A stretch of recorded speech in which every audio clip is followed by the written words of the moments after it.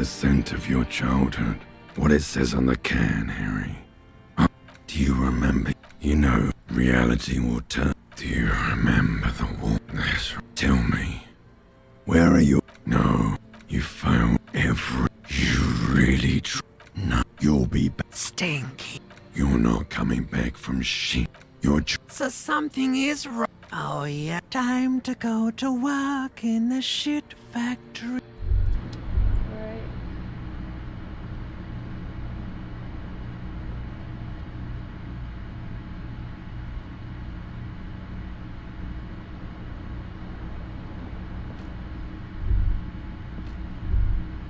Good going, buddy. Oh, you mean, why are you... It's just that don't do that. Stay strong. Are you sure? Suit yourself. The windows step, the morning...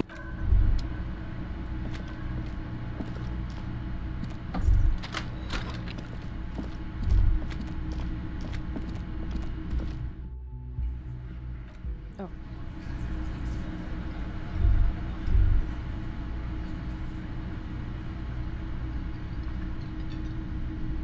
One second. I will be saving.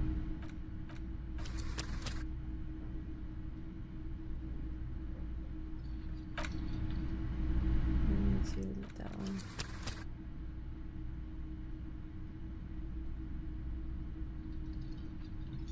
Okay. Good morning. Morning. Looks like we can get to work at once. Everything point, which may, of course, all be... I mean, engulf men who drink beer for breakfast? I completely forgot. Sorry, I had a rough night's sleep. It's them by the looks of it. One loose thread less to worry about.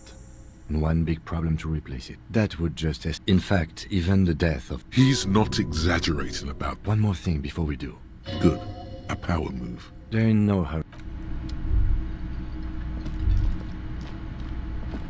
Just a moment, and We're close. it's fine. The lady is Please don't. faint. The union office probably the manager Why would he... to let the. I was also hoping that's just. A cold... You have more, just some, but they should have. Oh, Gary's as loyal as they come. There's. I can't say... The lieutenant do it.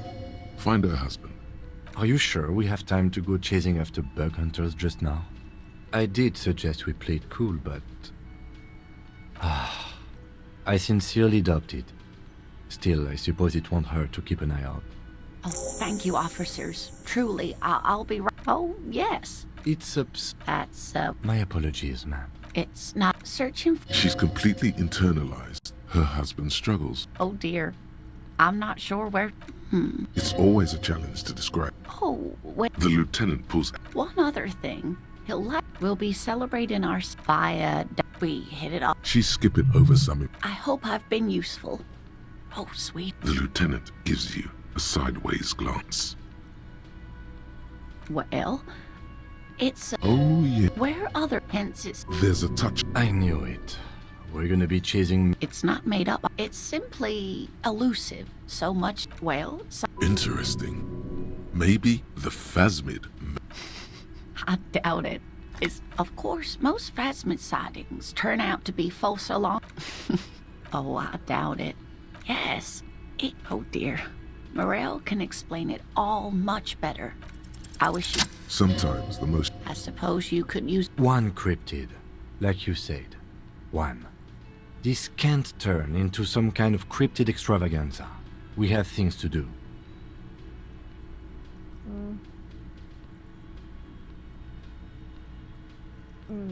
He nods and assumes a waiting posture. Cryptids, cryptids. Let's hear about all the interesting cryptids.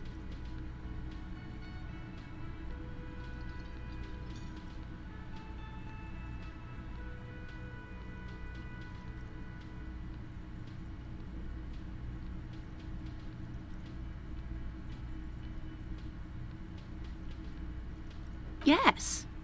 It's the kind green ape. Half-war story. Yes, it was reported by soldiers in South Safra during the war. The kind green ape would visit bunkers during the night, healing wounded soldiers with it. Yes, it has amazing healing qualities. So, indeed, there is.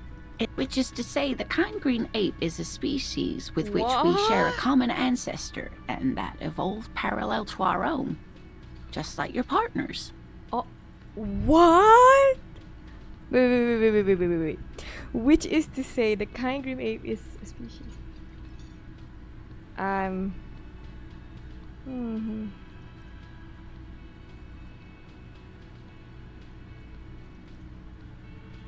The lieutenant looks at you, pleasantly surprised.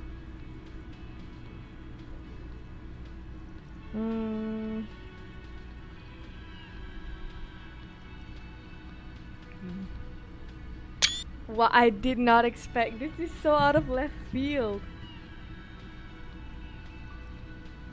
And there was something about undiscovered subspecies of men. Indeed, there is.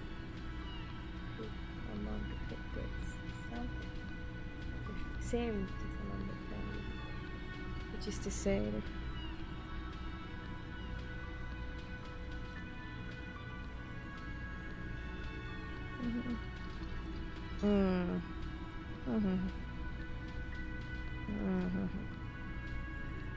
Oh, no, I didn't mean to imply that Saelites are inferior to us in many ways. You are superior. For example, your earwax doesn't have a foul odor like ours does. oh god. A tremendous evolutionary advantage, I'm sure. But perhaps we've had enough speculative biology for today? Yes, I agree. Of course, dear. I'm sorry, Kim. That I didn't expect that at all.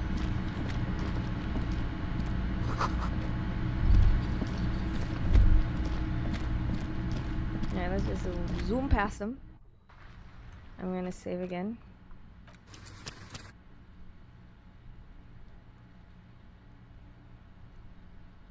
Can I save on top? I can. Okay, cool. So I don't have to keep deleting it.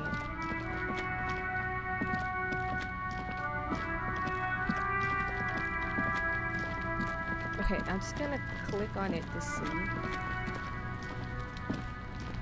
The man before you. Yes, we do.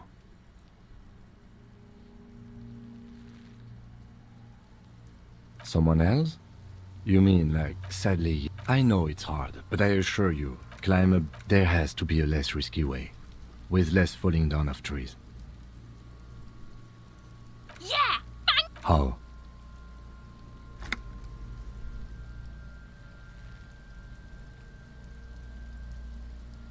It absolutely... Yeah. No, miss. The lieutenant is undecided. I'll blow it. Yeah, take the Silence and produces a lightweight firearm.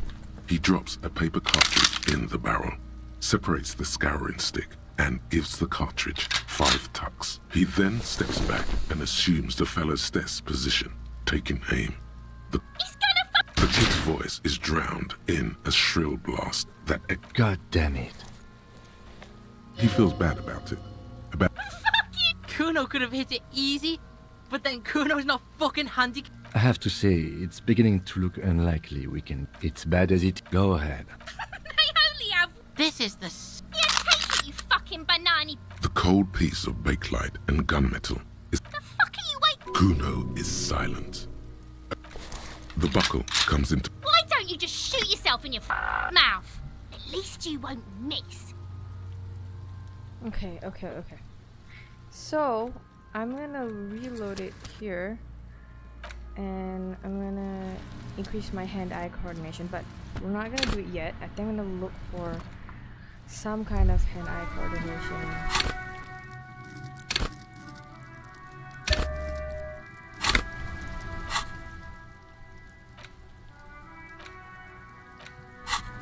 Okay. And then in the meantime, I can do the stuff I've done before. Which is this. Hello again, sir.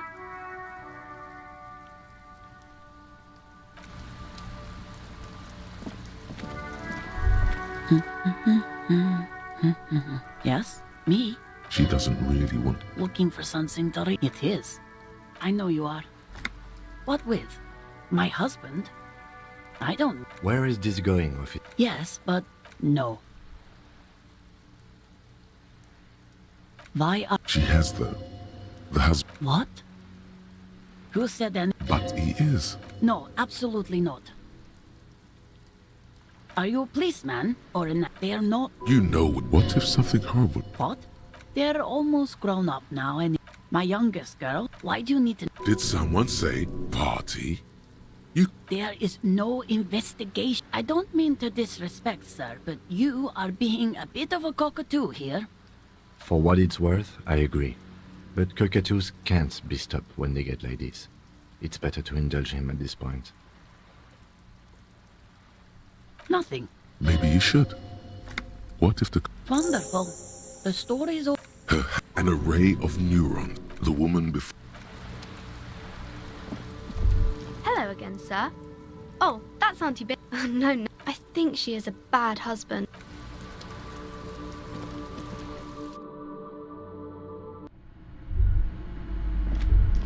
Hello again, esteemed. I already told. Just let it go, officer. Go, but it's just okay. Are you happy now? Take it easy. You've The curse. It's the curse. didn't that curtain just move? It's not just there's something Sounds familiar. truly so. Perhaps the dark energies are leeching off you. Yes, the wards help to keep the doom at bay and protect her. Oh, there are numerous spells cast throughout the store. Most certainly. Psychic arts sounds right down our alley.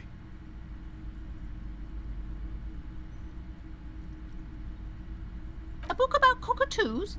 There should be one upstairs. Right next.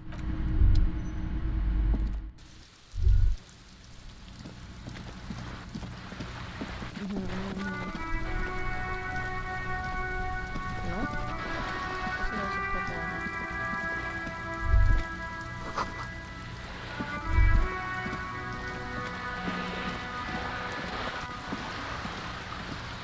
This coin up your money the curtain, the lens, its leaves ripped, the little Really? I don't have the eyesight to make it out.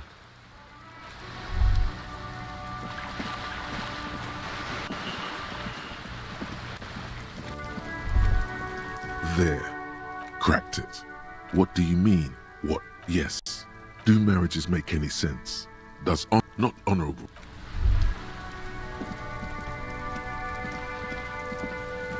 Okay, saving.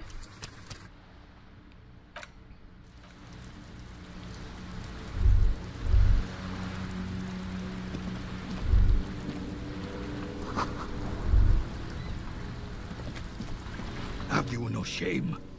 René, Look, I'm trying. these manly men are playing balls. This is a no. You got this.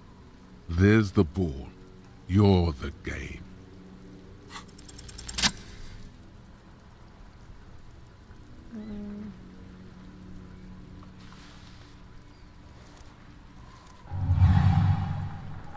You are God. This is right. The cold already. A chilly west in the Grand Couronne, and behold, some would still.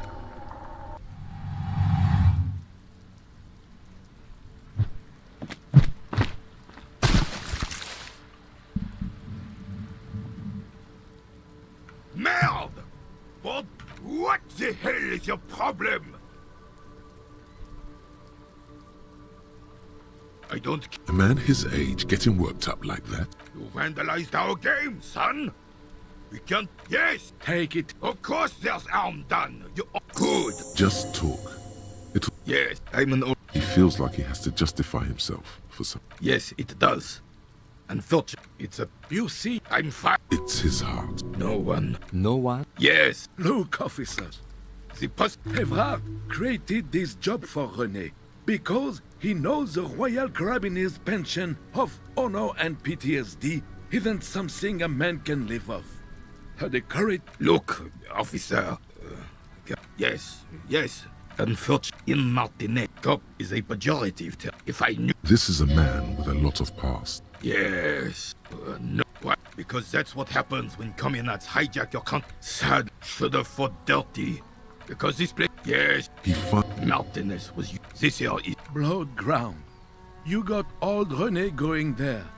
Like he isn't hungry. damn right, son. he approved. The rest of the Well, you don't even begin to truly understand the players on the table. Let her. I would. This Roy. Instead, this is just what's coming. Damn face. A true king in both the suzerain. Soon, they will forget everything. It's no use talking to you. You were still in Daddy's balls when it happened. Ah, Cocaine. the super power decisively, without fear of offending, unless you. don't get. The Carib. No one and. Oh, You can't give. That's what. I'm satisfied with this explanation. Of course. Clarity of vision. Awareness. Philippe III was even. Higher realms. Of course. it's really. Yes, indeed. We're not here. Right. I have. Yes. René. Hello, officer. How might. Let me think. I heard some. No, Then help. I will. Respect. I'm not. Of course. Can I at least finish? Harry. What the. The old. Let's try. Lest we leave. Oh. Oh, yeah. Not Of course. I hate this socialist rap. writing. Oh, Where he tells his. no. Thank. I'm so. The only one. Suddenly, you realize how hungry. Believe me. You can barely hit. Fuck off. Sorry, officer. When the dissidents come to rape our country, he hides. But try to get a bite. Okay, that's done. Saving it.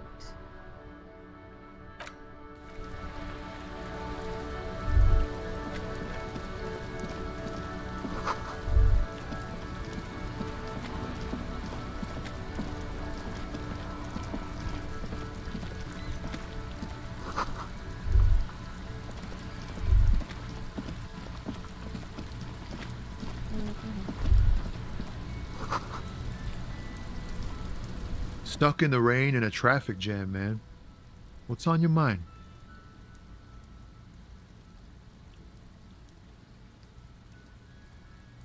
Ah, man. But those days are behind me. There are other addictions in my life now. Why the inquiry, my man?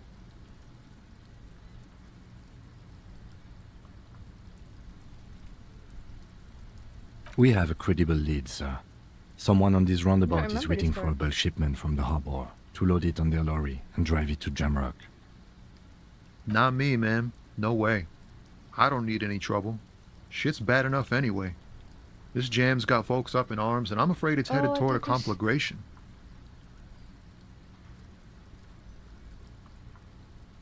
Gotta guard the stuff. Bosses don't look kindly on missing cargo. Look, man, I try to stay away from the criminal underbelly of Revachol. I'm a guest here. You really need to find another man to probe with those questions. Okay, that's fair. Completely forgot that I might hear first.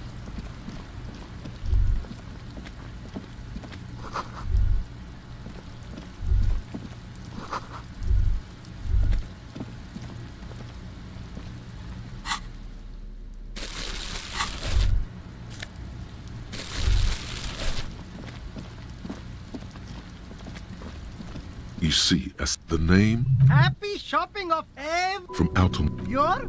Oh, you like Don't be distracted by the flattery and funny man act. me?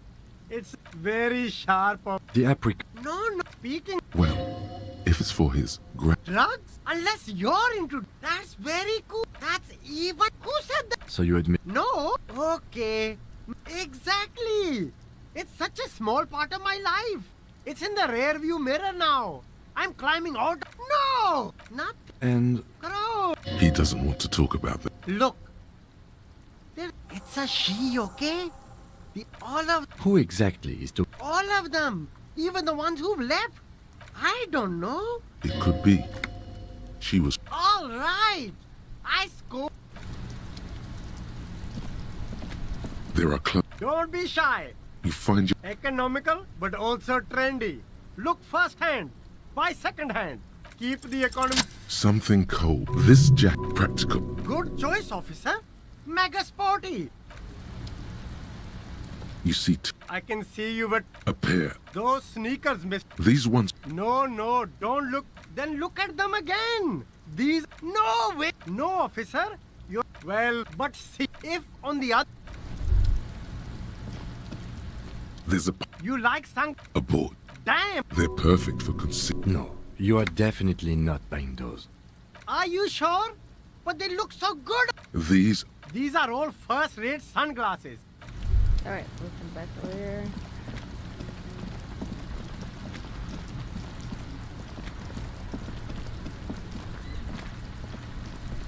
Stuck in the rain in a traffic jam, man. I don't want to talk about that.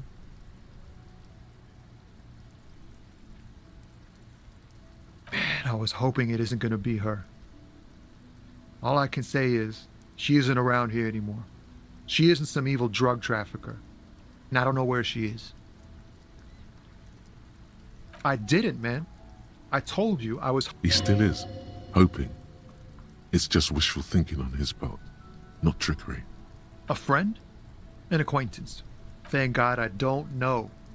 People here call her a youngish woman. What color? Blue and violet. Then she may have died. Damn, I don't want to... Please just let it go. We can't just let it... That's how it always is with you, isn't it?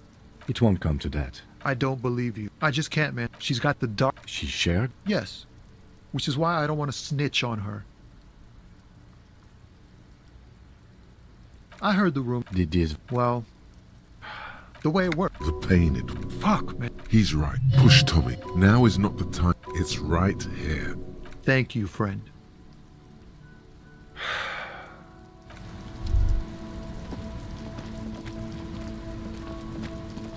don't think that works.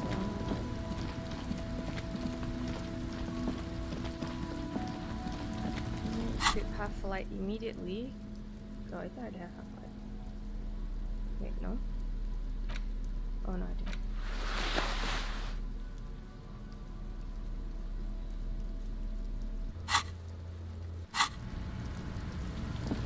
Let me just save over again.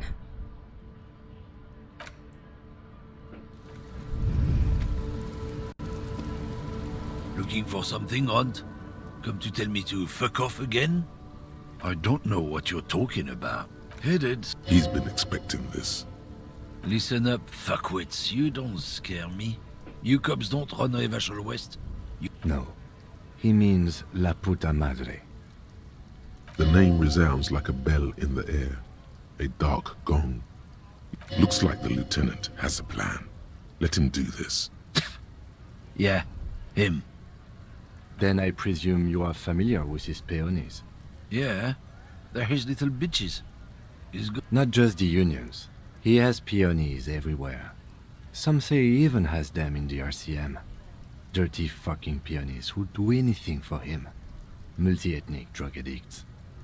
You're not peonies. You wouldn't be investigating a drug thing if you were. No, of course not. We're not peonies. But if we were, and one of Madre's drivers were to be stealing from him, then it's a good peony's job to find out who that is. It's not a hard job. It won't take a long time. It won't make Padre Madre angry. But a stupid fucking racist is standing in the way, protecting this fucking thief. I'm not scared of you or the mob. I'm under the protection of the Lorryman and Carter's Guild. You've seen that corpse in the ceramic armor there. Did his shitty little guild protect him? Nah, you wouldn't just leave him out there if you... The lieutenant turns and gives you a barely perceptible nod. I softened him up as best I could. Now it's on you to finish the job. Men like this only respect two things: strength and fear. Time to turn up the volume. Fuck you, I told you. I'm... There. His voice grows smaller as yours. Look, fuck you, man. It's some lorry down there. Green, banged up thing. I don't fucking know who she is. When did she go away? I don't know. I don't even know her name. She just rolls with the fleet and acts like a big shot. Some dyke, probably. I haven't even seen her for days. Now it's not a big deal for him anymore. This is how he saves face. Past the monument, down there. The Green Temple. Now leave me the fuck alone, okay? A small temple by the monument. Green. Let's get into that lorry. Looks like he got his adrenaline up, too.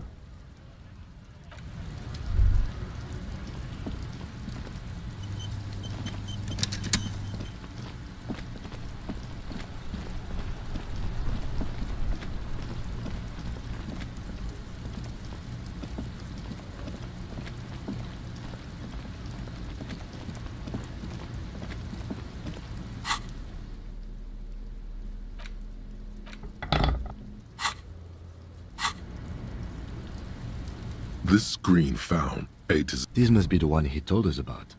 Unless he was lying. The glass on the side window. It feels like the door is locked. Use the pry bar to smash the window. Open it from the inside. This has been hard enough. No need to make it any harder.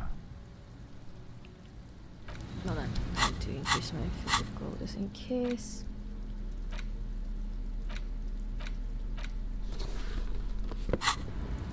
This green found A to Z contemporaire is parked, pry bar in hand. You take a hard swing at the window. A loud goddamn maggot. Drag your ass to the gym and do some reps right now. Another futile thump. This has been hard enough. No need to make it any harder. He smashes it into the window. Droplets of glass fly everywhere, shattering over the lorry floor and pavement. You could... It went better than I expected. Open it from the inside. The smell of cigarettes and perfume welcomes you. The cabin inside is plastered. These, one of them, particularly catches your eye. A centerfold of an engine. The actress, a feeling. Wait, doesn't she? The actresses and the rear looks like. Strange. There's 4 contact. Looks like we are dealing with an... doesn't look like it. It's completely inoperable without the dial key. The smell of 1,000 cigarettes, some dead actresses, and a rusty old toolbox under the seat. You wedge yourself under the steering wheel to get a better look. Seems like the few tools lying around here, a hammer, a pair of pliers, a rusty wrench, have been casually thrown there by the disorganized driver. But one odd detail does catch your eye. A piece of sandpaper has been glued to the throttle. Sandpaper adds extra grip.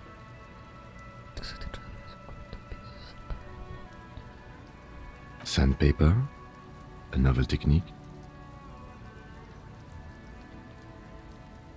The movie stars are still smiling from the walls. There's a radio transmitter in the front and a pull-out toolbox tucked up to close the... We definitely need... Wait. No. I forgot we didn't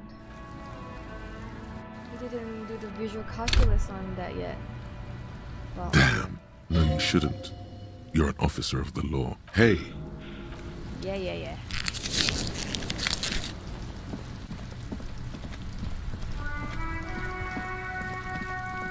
Have I done this?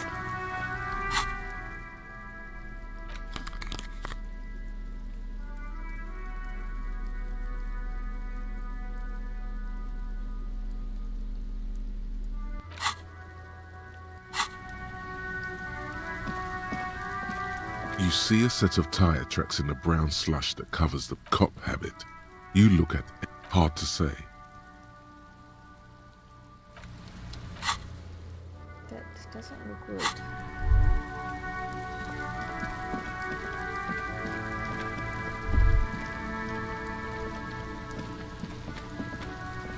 There are several footprints in the mud, left by work boots. Anyway, Increase it a bit.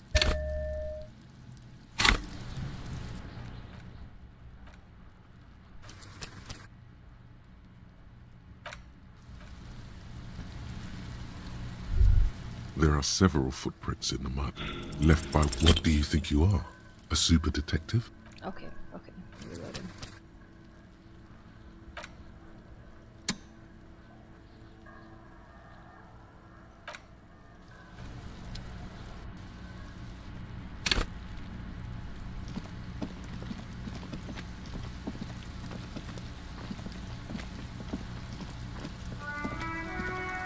You see a set of tire tracks in the brown slush there. The tire tracks were left here by an unknown. Some of that rubber stuck to the tile and then accelerated straight. The hole in this fence doesn't look that huge. The driver proceeded to back before heading south. Must have been in a hurry. You are correct. This is a rather motor carriage. Somehow that makes you feel. I'm not sure. There are plenty of traffic accidents waiting to happen in Martinez. You could follow the tracks. Okay.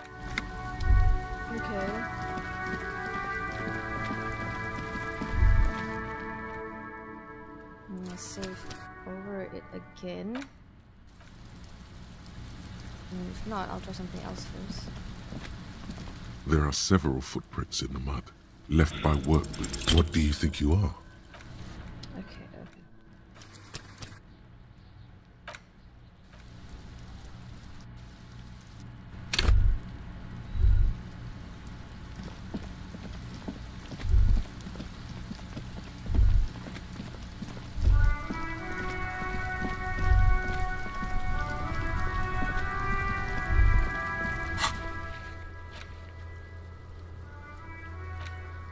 Right, we can go down there first.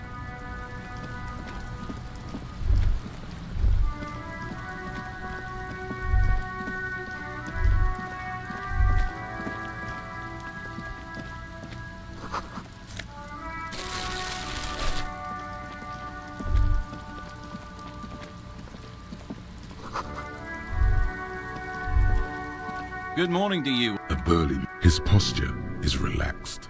My friend Barry the Butcher. From the Very good stuff. I wasn't here to witness. The word. Too bad it also takes a year and a... Well, there's... Yeah, sure thing. Oh my god. Want some too, officer? Why not? Oh, that's sweet. A couple of in this panel. You pull the lever. Nothing happened. Nothing happens. A cold gust of wind blowing in from the sea interrupts the silence of the situation. A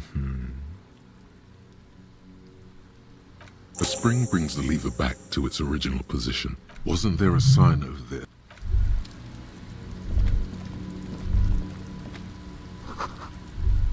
What does it say?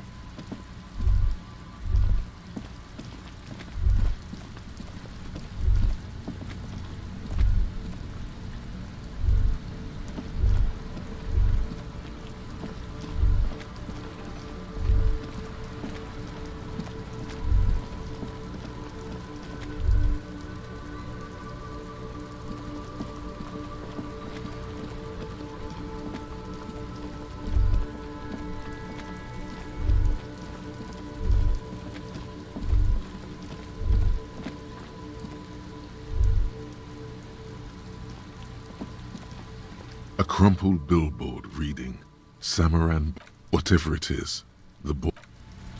Okay, let's save here as well.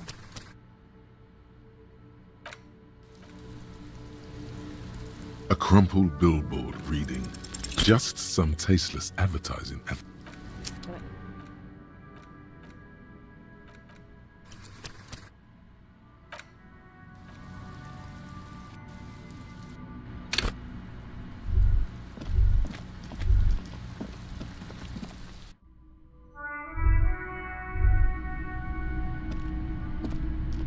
Typical Martinez, the light pole has. Yes, officer. As you... It was... We are not here. You have to admit it's rather clever what he's done with it. 700... A bargain? No. I don't know where it came... You see, Rose, try to find something. Yes, this sounds off. Big men on big... Franco-Nigerian night. I used to be very... A long, long time ago. They're not all blue. These figurines also wear gold coats and caps. This is what the loyalists look like. Which ones? This set of soldiers is... You're probably talking about the rep... I think their poverty... Maybe. He seems to have his own taste. The boombox is... One is... This is you. Just make sure it works before you buy it.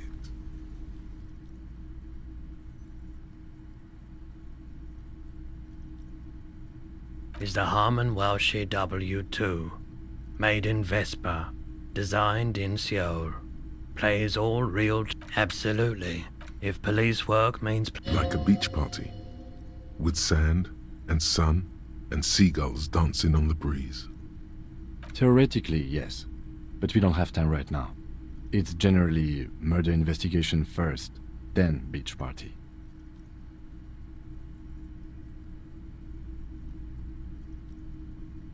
That is the unofficial RCM motto, yes.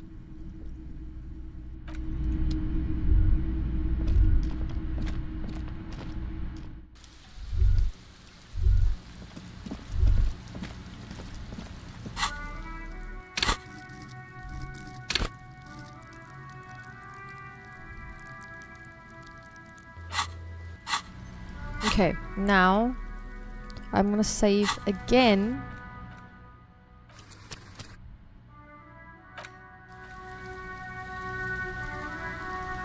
A crumpled billboard reading, Samaran butter soaks in the... Judging by the size of the impact and the parallel lines of burnt rubber, the cause was probably a motor vehicle.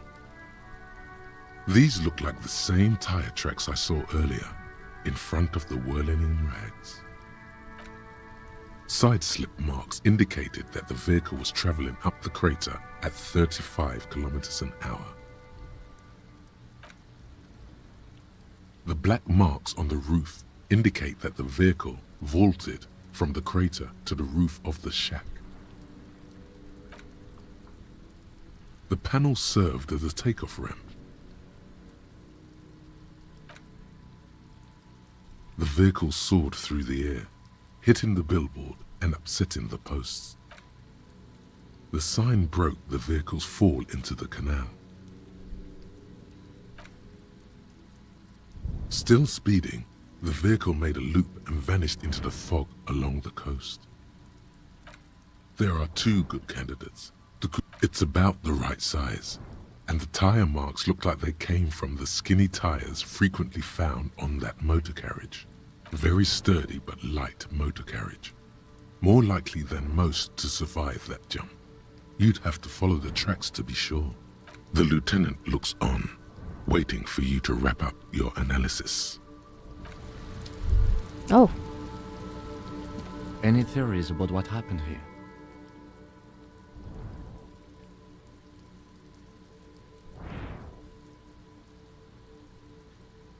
What kind of car do you think it was? That's quite likely, from what I can tell.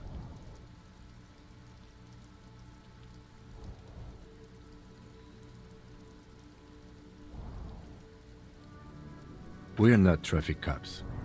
Should we get back to the murder?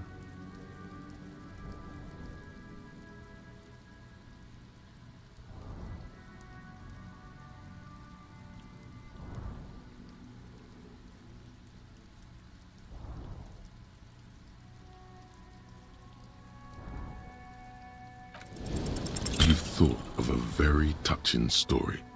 It's shit though. Nope, you're already telling it. The urge is strong, but you are stronger. If we must. I'm not expecting him to get far with this, the lieutenant consoles himself.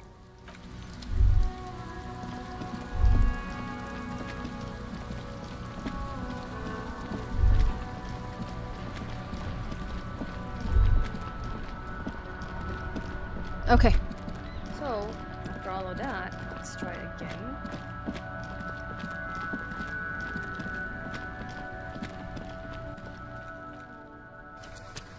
Nope, nope, nope.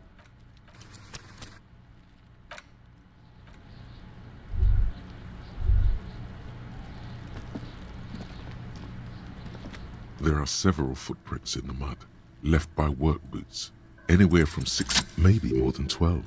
No, 8 pairs of 1, standard work boot, 2, standard work, 3, hobnail, 4, standard work, you don't, 5, another 6, an aberration, impossible to tell, you're not bad, 7, the glowing 8, and yet another standard work boot, Number 44. There's an aberration in the pattern of the soul. How many? I was pretty off then. I counted 20. I never got the hang of it. Hyperopia. Do you see anything out of the ordinary? A woman or a kid? Understood. Anything else? 200? Could it be the combined weight of two people? One? He might be right. 2? I can't see any prints fitting the armor boots the victim was wearing, can you? Someone had to carry him. Are any of the other prints deep enough? An obese person is becoming less likely. Possibly, yes. Interesting. Let's name it the Old Soul. Someone operating a workbench with a pedal? Like a joiner at the harbor. Or maybe a drummer? He regrets it the moment he says it. I don't know why I said that. We are not looking for a drummer. We are looking for a group of dock workers. The lieutenant clearly appreciates the chance to clear up the drummer issue himself. Perhaps it could be a driver. A driver would wear out their right shoe before the left. The accelerator is on the right. He doesn't seem to hear you. We should keep our eyes open around the track. A week, maybe? It is not. I pulled last week's forecast for coastal Havash. Correct again. Sub-zero temperatures would preserve the tracks in a good state. The commotion here could have taken place a week ago. What do I think? A mob of people brought something heavy to the tree. One of them was carrying the victim. They shuffled around, especially under the tree. Then, after hoisting him up, they stood in a semicircle facing his direction. At first glance, this appears to be a lynching. Indeed. They all stood in a row here and looked at... Okay, done. Saving that.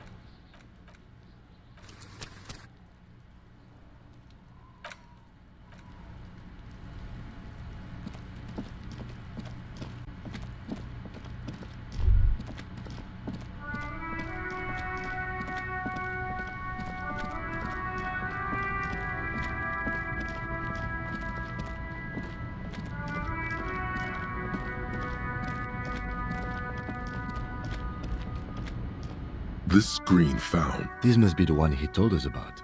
And the glass on the side windows is... It feels like you're peeking into someone's home. The door is locked. Use the pry bar to smash the window. This has been hard enough. No need to make it any harder.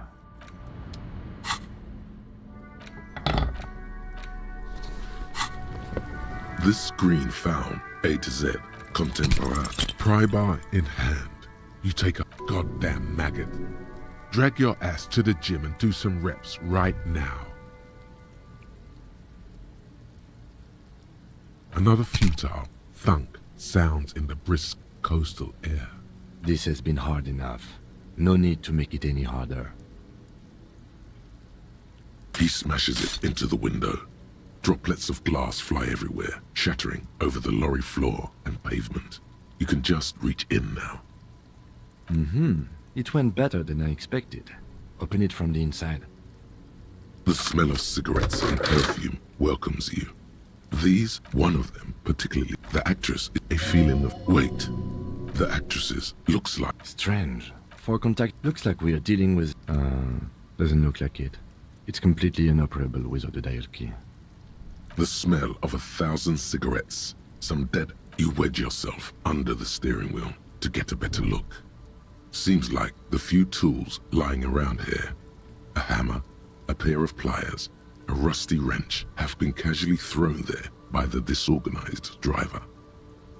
But one odd detail does catch your eye. A piece of sandpaper has been glued to the throttle. Sandpaper? A novel technique. Must be to offer some extra grip to the driver's foot.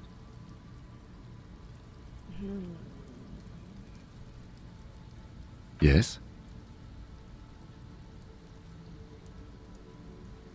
Do the honors, he thinks. Connect it yourself. Which means that the missing lady driver was present at the lynching.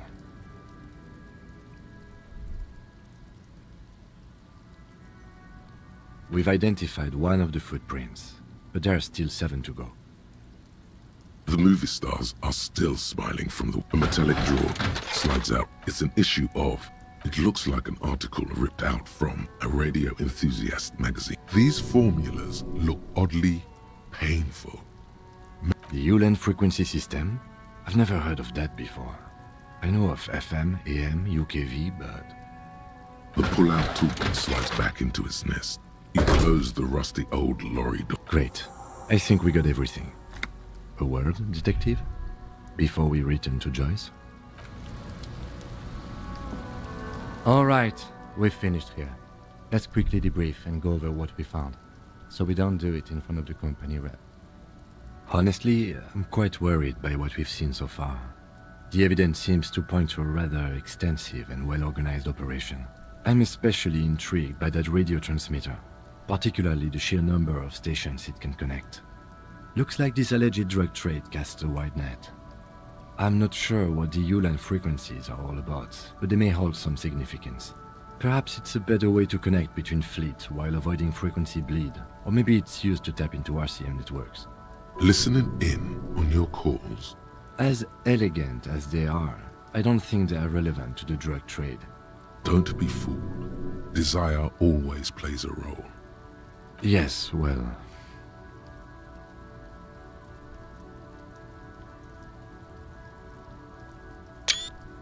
Unimportant. We didn't find anything conclusive linking them to the smuggling operation. But somehow, I doubt that Everard Clare would be oblivious to something like this happening right under his nose. My suggestion is, we use it against the Union in any way we can, to our own ends. It's a slippery hill, but we just might be able to pin them down, indirectly, down the road.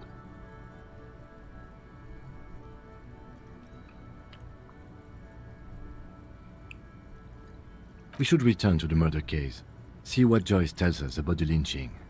When we are done for the day, I call my station and suggest our narcotics department look into it. There are more than enough grounds to start an official investigation, sometime later when we are done here.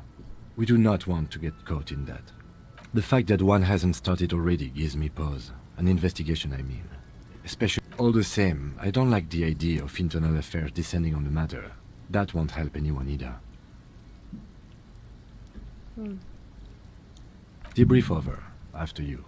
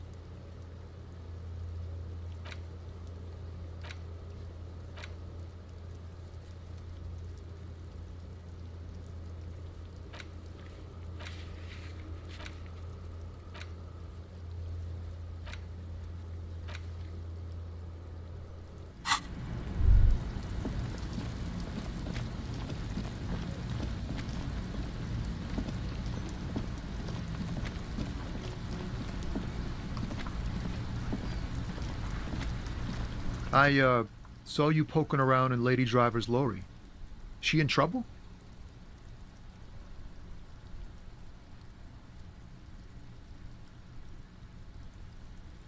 Still better than me, I guess. Told you there's plenty of others who'd tell on her. But, is she in trouble? It's that bad. Man, what should I do? What should I do to help her? Damn. I always warned her to watch herself. Man. Nothing to do now, I guess. Maybe I should just keep my head down and work on my rhymes while I can. Oh, you know. Tommy Lam was taken. It's more him. The man taps his fingers rhythmically against his arm.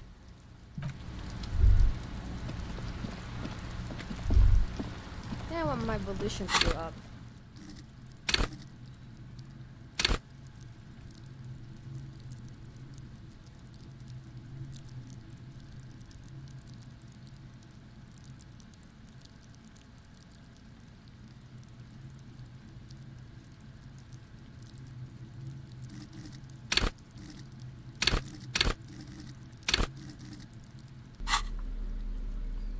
Party pooper, but I am trying to be more sincere and kind of makes sense, you know. Okay, I'm gonna save and check out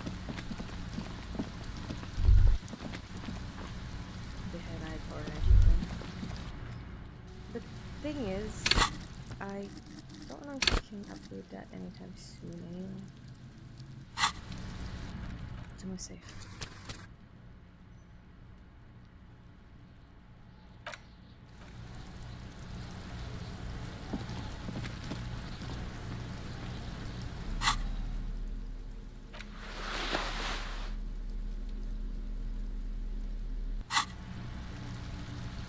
The man before you is naked, but... Yes, we do. Someone else? You mean, like, sadly, yes. The whole arse... I know it's hard, but I assure climb up there. There has to be a less risky way. With less... Yeah! Bang bang! How? Yes, the buckle, where it ties the cargo belt to the tree. If the shot hits that, then there might be a small chance to release the belt. Yeah, now we're talking. Don't miss! The lieutenant is undecided. On one hand, he wants to shoot some gun. On the other, it's an awfully stupid idea. I'll blow his head off. Take it! Yeah, take... Silence, and produces a lightweight firearm. He drops a paper cartridge in the barrel, separates the scouring stick, and gives the cartridge 5 tucks, securing it in place. He then steps back and assumes the fellow's desk position, taking aim. The corner of his eye twitches. His finger is on the trigger. He's gonna fucking miss! The kid's voice is drowned in a shrill blast that echoes. God damn it. He feels bad about it. Fucking... Kuno could have hit it easy. I have to say, it's beginning to look unlikely we can... It's bad as it is. Us, go ahead. This is the so... Yeah, take it, you fucking banana! The cold piece of bakelite and The fuck are you waiting? Kuno is silent. The buckle comes into focus in your sights. Why don't you just shoot yourself in your mouth? That's so At least low. you won't miss. Your field of... As you wait, your breathing slows down. Some mosquito-like organism buzzes in your peripheral. Look, he's crying! That's better. You gonna cry now, fucking faggoty? Or what? You gonna fuck me? You wanna fuck me, pig? Is that what this is about? Holy shit. Oh, thank God. I actually survived! The buckle explodes into tiny pieces, coming loose with a whir. With your hand numb from the recoil, you look at the body slump down. For a moment, the man appears to kneel in front of you, looking straight at you, helpless, trapped within itself. Communism. It takes a millisecond for the association to flash within your cortex. You have no idea where it's coming from, only that it's right. Then the rigor in his muscles gives up, and he smashes sideways into the spring mud, letting out a horrid stench. Ace is high. Slap it.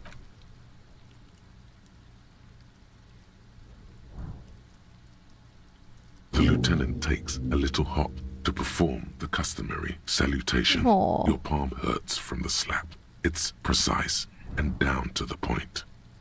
I knew these guys were Kuno cracks with laughter. Sounds like someone strangling a seagull. It's clear he enjoys himself.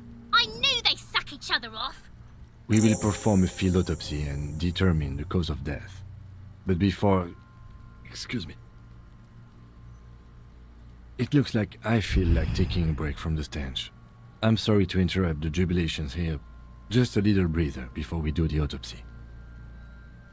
Yes, the 4 phases of a murder scene. 1. Investigation of the scene. I'm satisfied with that part. The trash container, the prints, we've been thorough enough. 2. Initial examination of the victim. We were pretty good in our efforts, and the autopsy will provide another chance. 3. Field autopsy. This will not be pleasant or easy, and it will have to be performed on the scene. The fuck are they on about? Cops are gonna cut his shit up next. 4 and final, transport of the coroner's case to the district morgue. I'll do that. God, this stinks. No, you and I are detectives. The honorary rank of detective signifies our ability to handle the entire incident chain. From crime scene to autopsy to cleanup, we do it all. An honor and a burden attached to your rank. Mine is Lieutenant Detective, unfortunately. I can't tell you how tired I am of this corpse. He is growing truly tired of it. It's not merely moodiness. His tolerance limit is near. With shooting like that? Of course you are. Your station would not have assigned you to this case otherwise. I would suggest we interview Everhart and Joyce, the leader of the Union and the Wild Pines rep, but we've already done that, so it's up to you, Detective. Take us where we need to be. He trusts you have plenty of things in the task chain lined up. Alright. We got Aces High now, baby. And I think I'm gonna remove this. Or I'll open a new one and then...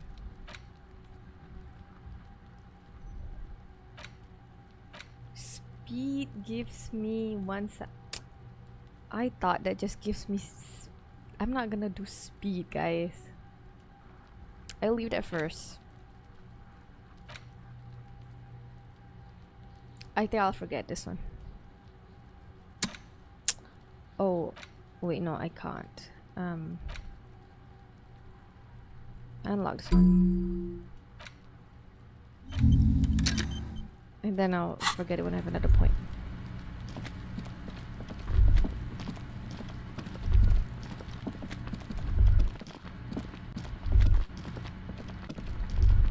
I'm thinking what to do with the Joy situation.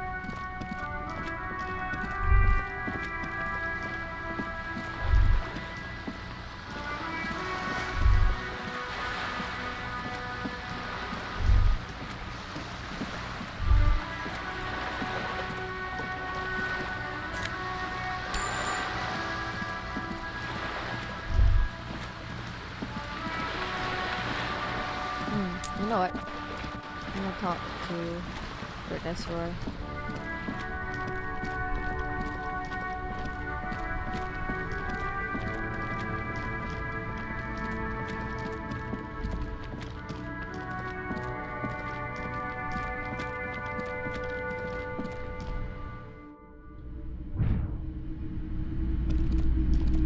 Hello again.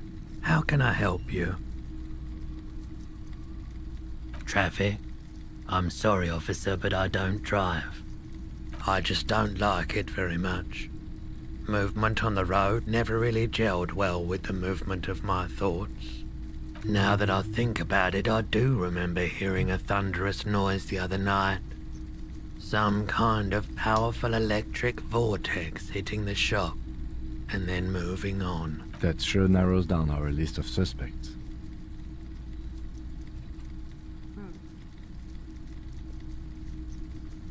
Yeah, it was pretty wild. I didn't really know what to make of it, but I know it meant something. I doubt it, but I can try and answer any questions you may have. I do my best to keep my distance from all manner of butchery. Bad for business. Bad for... No one likes to see what you have to see every day. The pawnbroker's gaze is already fixed on the dancing colors. Someone else came here earlier today asking the same question. I promptly sold her the gun you pawned a couple days back. What? Sold? The lieutenant shifts from one foot to another, alert.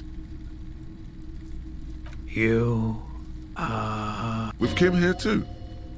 That just sounded really, really bad.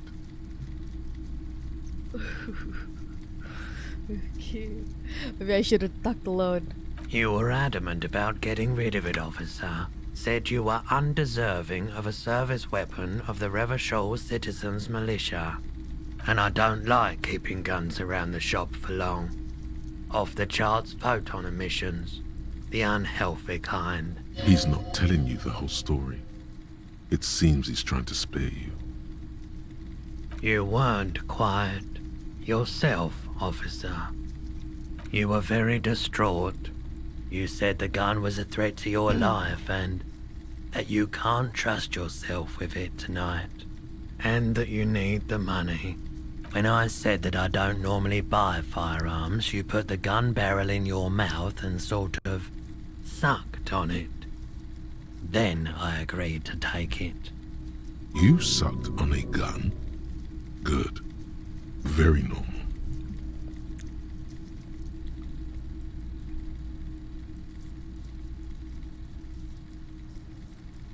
$15 real. The lieutenant looks from you to Roy, and then back to you. It's clear that he hopes this tableau might still turn out to be a bad dream. It's not, though. This has got to be the most... wow. There's pity there, too, in case you didn't notice. No apologies necessary, officer.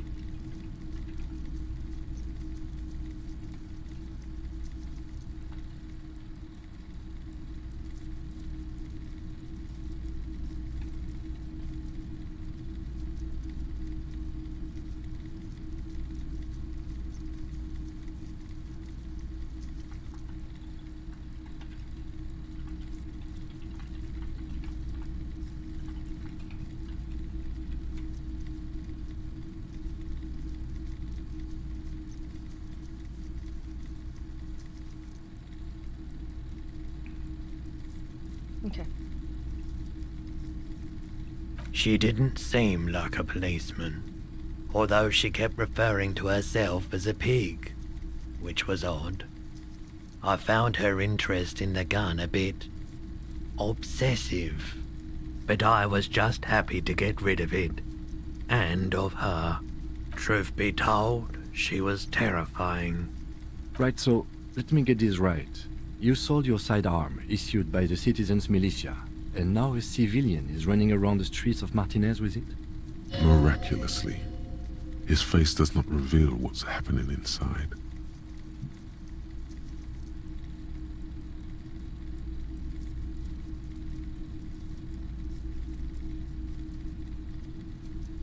You're right that she could cast aspersions on the Force. We have to find her.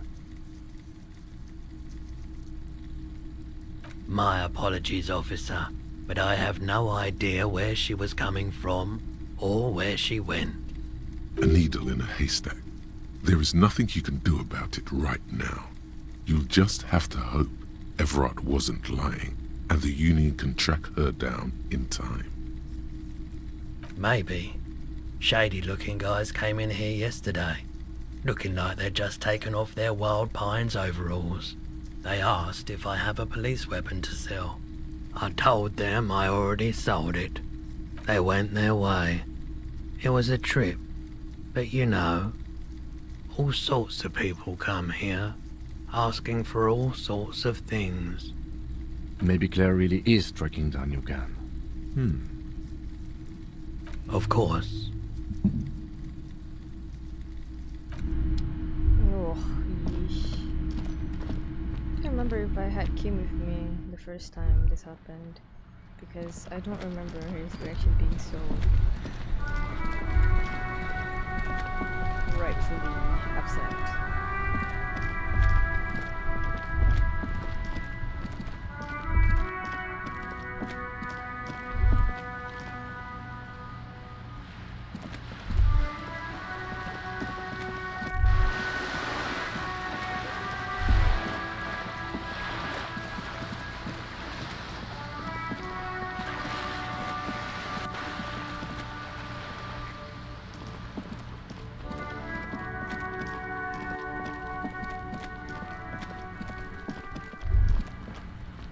The spread pattern of these bullet holes makes your chest ache. Your breath grows heavier. You peer into the faded marks in the stone. They peer back like an endless row of tiny black holes. This is bad mojo, man! Fucking horrible mojo! The end draws near! Your chest feels tight looking at them. It's closing in, caving in, ever tighter. Your breathing grows even heavier. You okay there?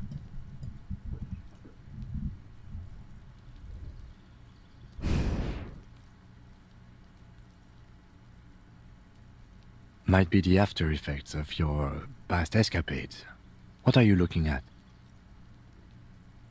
Remnants from the revolution. These are over half a century old. Perhaps a crime of a sort ages ago, but no, these do not warrant an investigation. Not much. I don't have a fresh perspective on it. Should we go?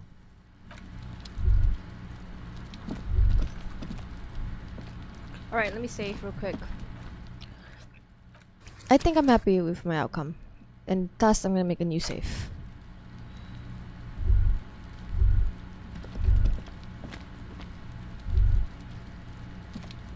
This must be it. The basement door is weather-worn. The copper nails holding the upholstery in place have turned green from sea air, and there's a knocker shaped like a lion's head. That's probably the door Everard mentioned. We still need to get the key from this manana first, though. No, we didn't even get a key yet.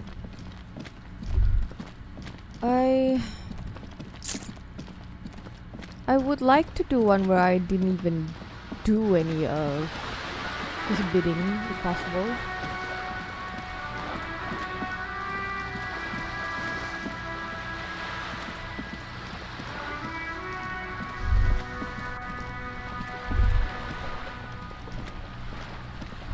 The sight of bullet holes stirs something in you, making you forget the lieutenant's surname. The faded marks are too degraded to draw any forensic conclusions. Just where? There? Those are old. Yes, the one that happened half a century ago. Those bullets were fired during the revolution and do not warrant an investigation by officers of civil law. Not much. I don't have a fresh perspective on it. Shall we go?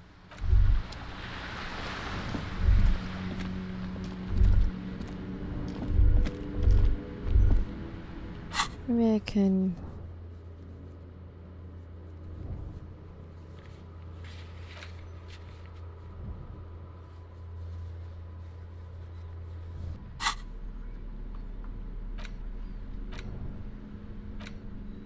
front of this quarterly journal features a large satirical portrait of the late King Friesel. From the sides of his head, a pair of white antlers spread to the corners of the cover. Because white antlers are one of the symbols of communism, they represent a society in accord with the natural world and at the same time above it. Because Friesel was incompetent, foolish, and cruel. In short, the embodiment of everything the communards wished to overthrow. It's satire, you see.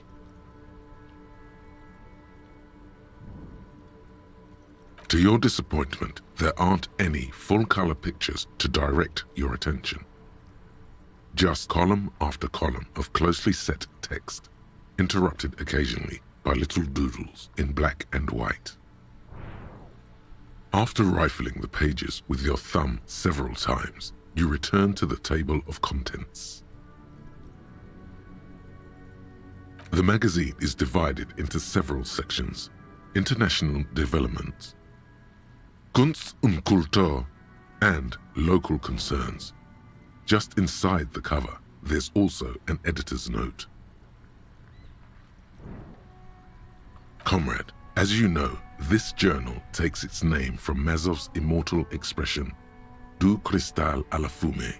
This was his way of describing the way the rigid, crystalline structures of capitalist ideology turn to smoke under communism. But, like the structures of capitalist ideology, we too are at risk of going à la fumée, unlike many publications which are content to spoon-feed their readers reassuring drivel. La Fumée is committed to telling the radical truth, even when that truth may drive away potential subscribers. So please, if you value our radical Mazovian perspective on contemporary politics, culture, and international affairs, please consider subscribing today. Yours in struggle, the editors. What do you expect? It was laying around the office of the Brothers Union. They're probably bankrolling the thing. You flip back to the front of the magazine. The table of contents unfolds before you. Acabo de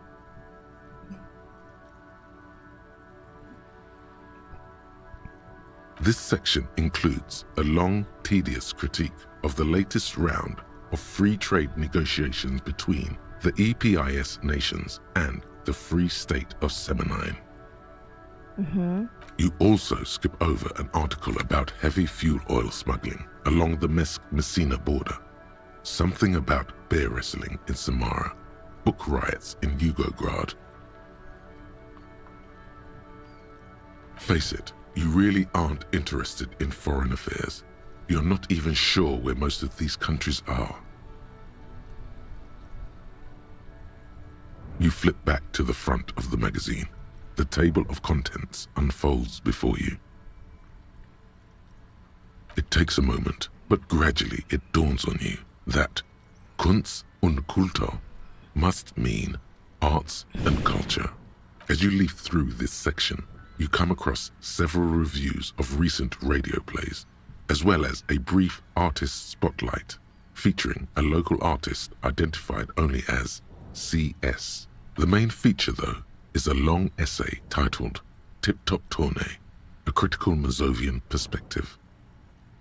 This so-called artist spotlight is really just a brief Q&A, made all the briefer by the subject's evident hostility to her interviewer.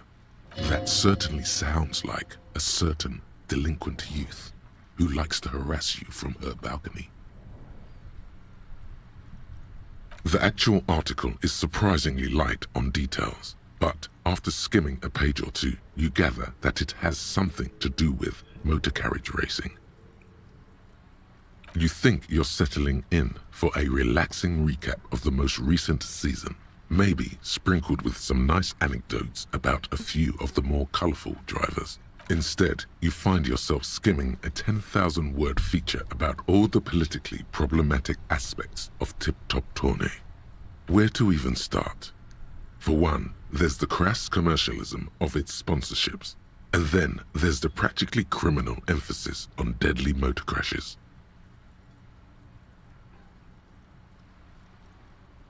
Oddly enough, this article has 2 bylines: Nastep Encolada Banal and Exilus Buca. Under capitalism, the article says, every pursuit has its price. Every pleasure, even one as elemental as the joy of racing others around a track, is reduced to an advertising opportunity. That is true. Thus, the so-called tourney becomes a competition between increasingly meaningless brand signifiers. Your discount laundry detergent racing against a pack of Astra cigarettes, or even a frita. And that precisely is what's problematic about it. Were it not for the promise of random, spectacular violence, audiences would quickly lose interest. At the end of the day, it's the destruction of these 750,000 real racers that you're really watching for.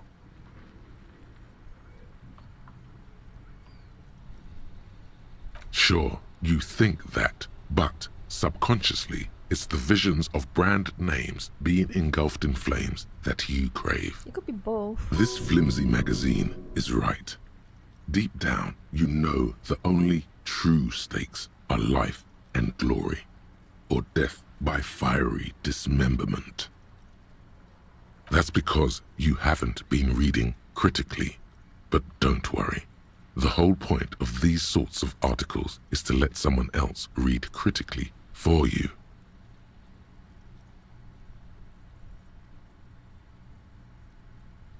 I can safely say the thought had never crossed my mind, Detective.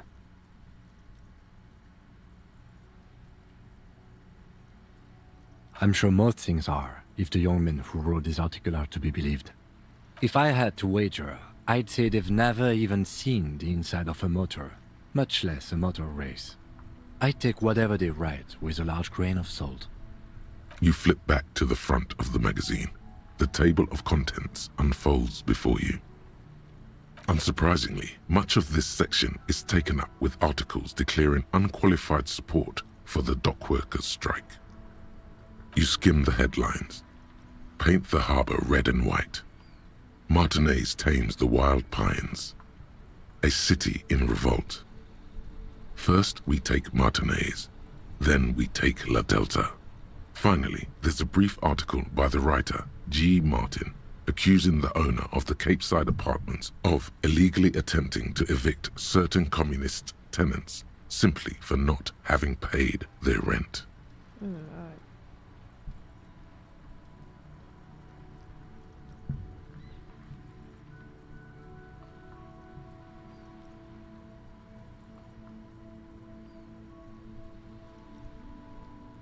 The writer G. Martin remarks dryly that capitalists love wealth redistribution, so long as it's only redistributed upward. You flip back to the front of the magazine. An intricate web of blue line. It still kind of looks like a map of the stars in the night sky, but something's not right. Gone. For you to discover. Someone close to the victim might know.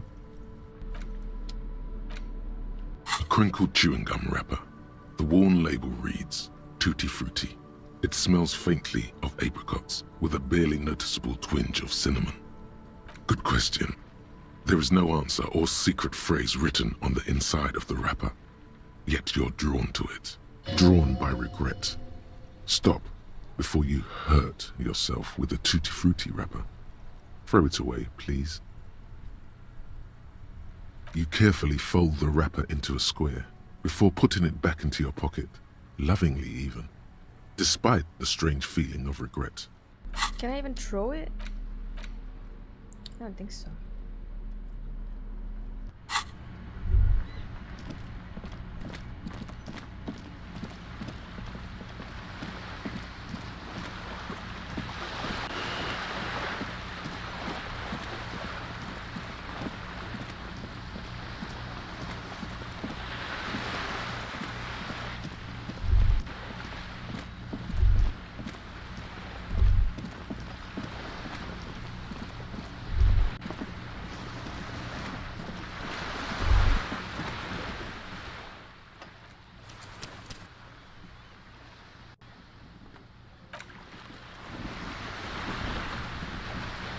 You're back.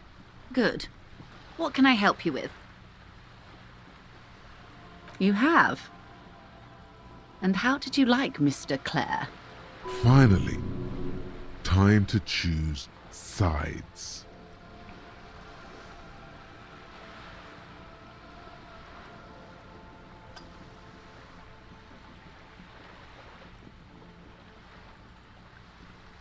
Oh, come on now. He has his uses. How else would he have stayed in power all these years? Or wait, actually, corruption. That's how he's done it. Fantastic, Verm-like corruption, reaching into the bowels of the earth. The position of my unusual colleague does not reflect official policy. I hope you understand. The RCM does not pick sides. Of course. And I don't expect you to share anything he told you with me. I'm not a corrupt Verm myself. However, if you felt like discussing something, how could I stop you? Are we not human? Are we not curious to hear another person's take? It's only natural. We would only be gossiping. Tell her she'll like you for it. Yes, your disgusting necktie agrees completely. Let's gossip. Of course, Detective. Should something come up later down the road, don't be afraid to drop by for a chat.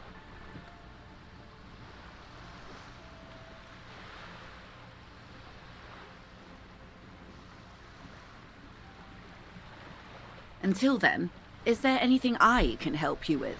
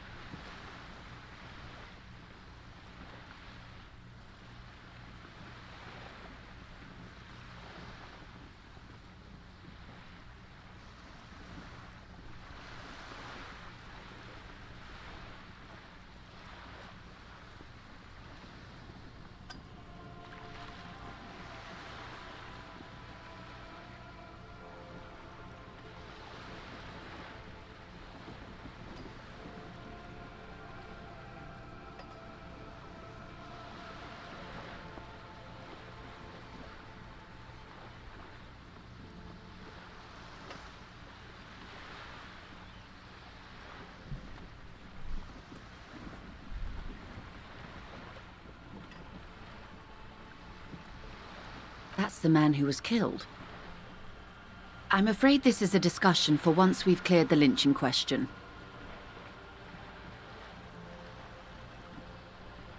Better not tie the forestay to the batstay on this. I hope there is something else I can help you with. She wants to answer the question. Protocol keeps her from it. Yes, my eyes on the harbour have sent word to that effect. What have you discovered?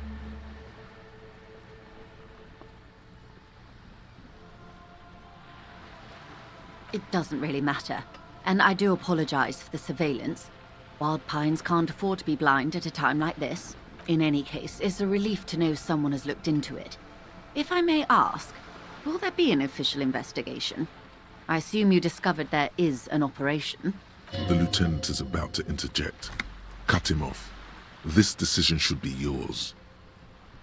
If there is an investigation, it will be part of an ongoing operation, subject to confidentiality. I am sure you understand. Of course, detectives. In any case, you've held up your end of our arrangement. I trust you with the rest.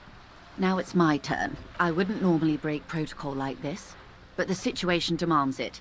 If you don't solve this murder, I'm afraid we may have a bloodbath on our hands. The words bloodbath sound cold in her mouth. They taste of iron and strawberries.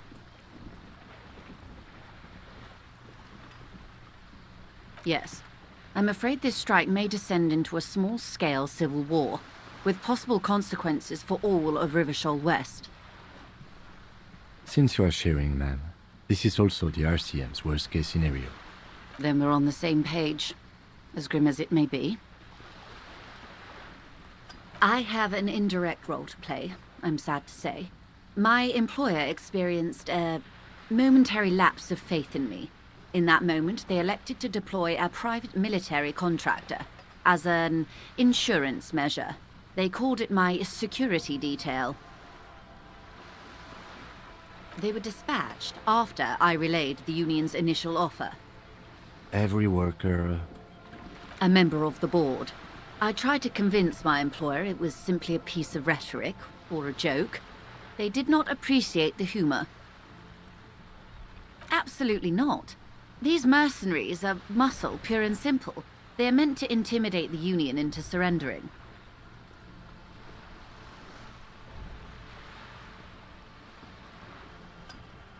Who are they, exactly?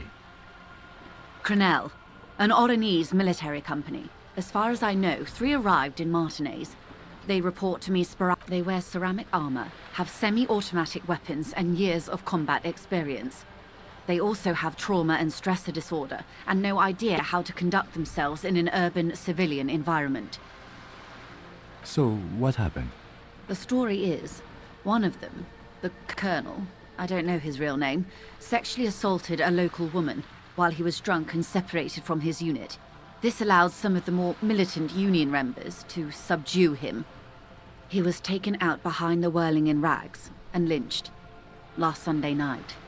Nothing. Mr. Clare refuses to let me into the harbor. I have not been able to discuss this matter with anyone there. The remaining 2 Crenel contractors carry out their orders, for now. It's a smokescreen.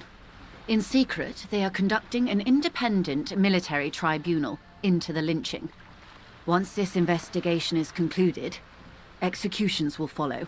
What is the nature of this so-called investigation? Whether to execute one, some, or all of the Union militants. It'll be all of them. The decision is already made.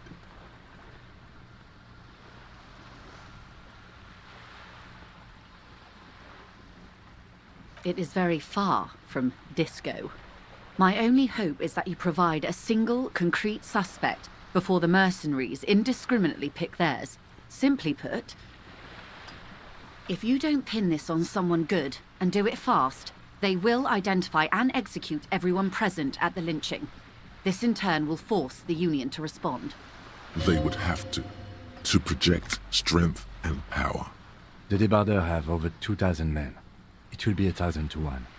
Have you ever seen a Hornet invade a beehive, Lieutenant? These men work in tandem using semi- and fully automatic firearms.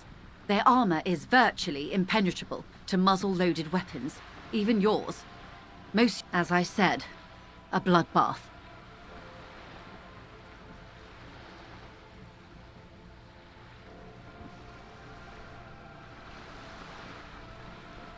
Too many things have already gone wrong. Nameless, badgeless detective of the citizens' militia. All we can do is keep that which is not from following suit. One single concrete suspect delivered into civil court, and I may be able to defuse this situation. Not much. Their public resume is relatively good, as far as private military contractors go. I believe they were once called Downwell. Down a deep, black well. They boast a long list of clients. Saint-Baptiste, Welchman-Lorenz, Eintracht. A warning sign, however. The operations concerned all take place in third or fourth world countries. Guarding facilities, escort missions and such. Meaning they're used to operating in war zones. Yes. All the good conflict corridors. Supramundi, Yesut, the Seminese Islands. Sadly, no. Before this happened, I had little interest in them. Now that I do, I don't have the resources. If you still have access to the ICP's database, you could run a better background check than I ever could. It may take some time, though. Do you know a lot about the inner workings of the RCM and the ICP, ma'am? In my line of work, it pays to do your research. I was prepared to deal with the RCM. I did not think I would be dealing with a group like Crinell. I have, and they will. However, these orders take time to reach what is basically a rogue unit out in the field here. Until they do, it's all on us. Or he didn't. This is information passed on to me from some teenagers loitering around the canal. I cannot testify by it. The remaining contractors, their tribunal, it's what they believe. That the man was killed because he assaulted a local woman. I've asked around a bit. This seems to be the accepted story around Martinez. The lieutenant consults his notebook, his eyebrows knitted in concentration. Odd. We haven't heard any reports about an assault in connection with the lynching. Where did it take place? And when? Last Sunday night, at the Whirling in Rags, the hostel by the gates. Supposedly, the colonel was drunk, maybe on narcotics too. Either way, he's alleged to have sexually assaulted a woman. Sometime later, a group of dock workers got their hands on him. That's a good question, officer. I don't have the slightest idea. As I said, it's a rumor about a rumor. In any case, it's what the colonel's remaining colleagues believe. You meet her soon enough, you feel? If you mean did I see him alive, yes. But I did not know him. Lely, his service name, a nom de guerre, most likely. He wouldn't divulge his full name. Only one of them did. A bad sign if there ever was one. One is a man, Corty, they call him, a nickname as well. The other a woman, Phyllis DePaul. Corty is the gunner, I believe. DePaul is a radio operator. What would you say was his eye color, the deceased's? She closes her eyes, trying to picture the man's face, then shakes her head. I can't remember. That's all right, man. Anything else? Nationality? What would you say was his age? He was 40. Or 50. It's hard to say which. He had a combat injury on his lower jaw. It made it difficult to estimate his age, or gauge his facial expressions. What else? Nationality? Accent? He was, Occidental, I think. Light brown hair, a mixed accent, Oranese, or Messinian, maybe. His injury gave him an accent all his own. In a way, it was humanizing. He had to learn to speak through it, through the injury. That's all I know, I guess. I only met him once. They've gone to ground, as it were. I don't recommend seeking them out. For one, they're almost certainly armed to the teeth. They don't have the same respect for the Revachol citizens' militia as I do. To put it bluntly, they think you're vigilantes. Ghetto savages. It will not be a fruitful meeting. Vigilantes. You're a professional officer of the only legitimate authority in Revachol.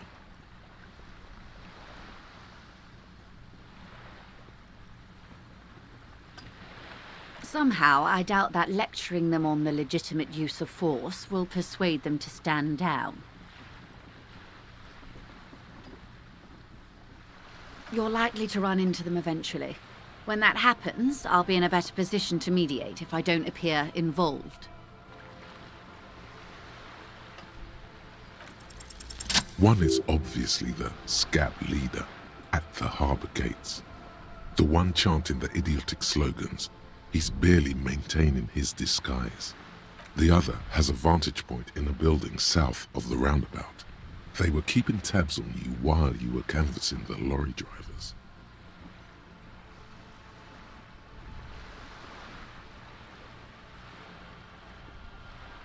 That may be so. I still hope you heed my advice. There's no need to kick the hornet's nest. For all your talk of averting this catastrophe, the situation at the gate is a powder keg. Does this not bother you? Of course it bothers me, Lieutenant. But my hands are tied. How would my employer react if it appeared I were intervening on behalf of the Union? Your concern may be appearances. Ours is keeping the peace. That would afford a good vantage point.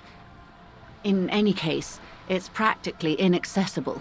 Where is your radio for contacting them, if I may ask? Do you have an earpiece? Heavens no. I'm not an undercover agent. There's a shortwave at the ship's wheel. I hope I can answer it better. Until the executions start? Truthfully, I don't know. It depends on their progress identifying the members of the lynch mob, and their impatience. They don't report their progress to you? Not on this matter. I'm afraid they consider this a personal initiative. 5 days, not more. Maybe sooner. It's a matter of days, not weeks.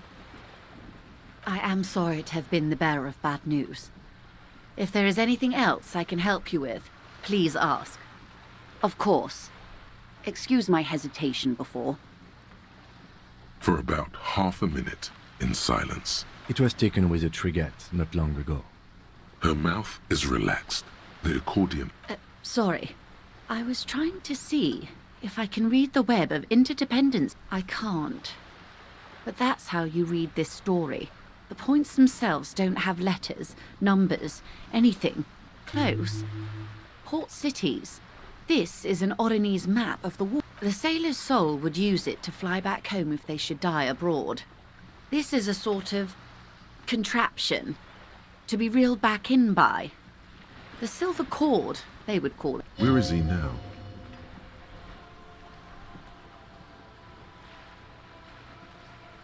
The times have changed.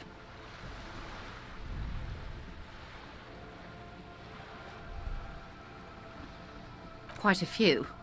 What next? Then he made his way to the Revachol. You said you can't... I can't.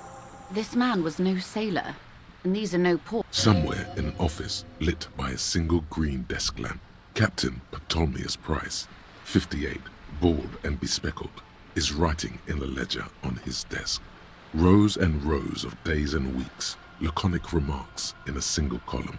Patrol, case, vacation, injured. In Martinez looking into Krenel, he writes in one. Then the man puts down his pen and rubs his temples with both hands. Outside there is a siren. Distant gunshots on the streets of the Jamrock Quarter.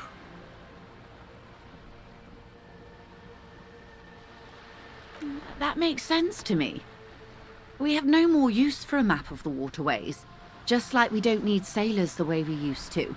This is what the custom would morph into on the Occident. Mercenary tattoos. His platoon members? The other contractors. Though I do not suggest you go and show them that picture. This man was their friend and comrade. Challenge accepted. I say we do it. I am relieved you think so. I don't think deciphering that tattoo should come before public security. Is there anything else I can help you with?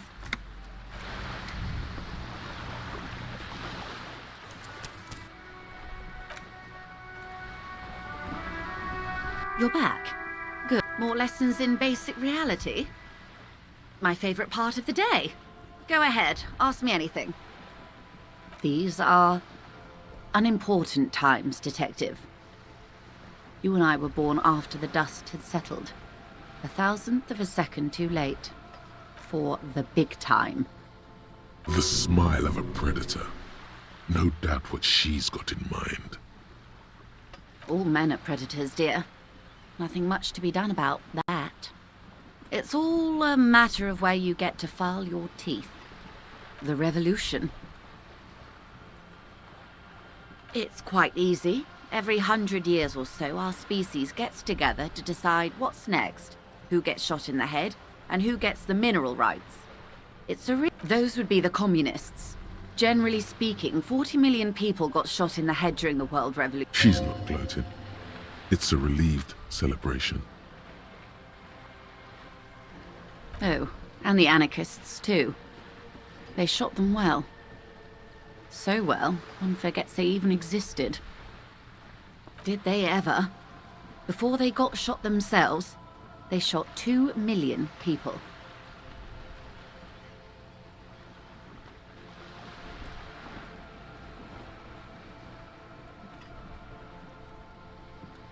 Yeah, it was a kerfuffle, all right. Yes, the Insulindian deluge, they call it.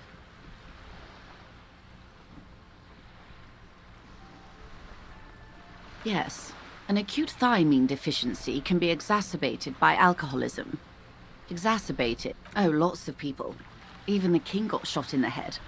The real king abdicated and lived out a long and productive life as a venture capitalist in Grad.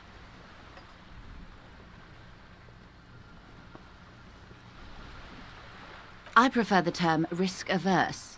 King Guillaume was no... Him and tens of thousands of the liberals got the mineral rights. And by mineral rights, I mean everything.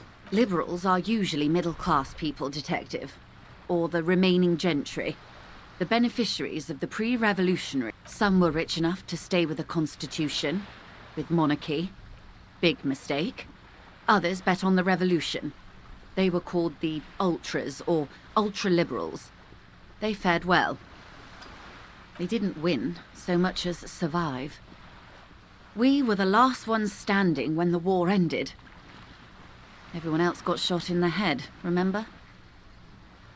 To foreign intervention. The coalition. Those people really took the mineral rights. The liberals took everything that wasn't nailed to the ground.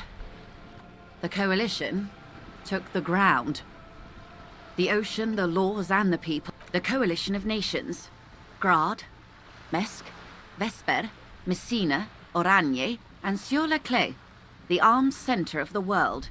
They landed here. There is bitterness in her voice, tempered with understanding. She is... The moralists believe in keeping everything exactly the way it is. They believe in mineral rights, and not shooting people in the head. At least not in the same manner and volume as the others do.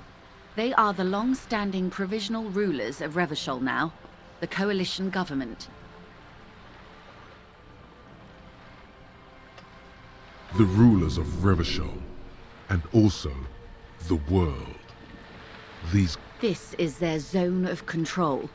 They embolden the RCM with crumbs of the same law they took. Technically speaking, you are a moralist.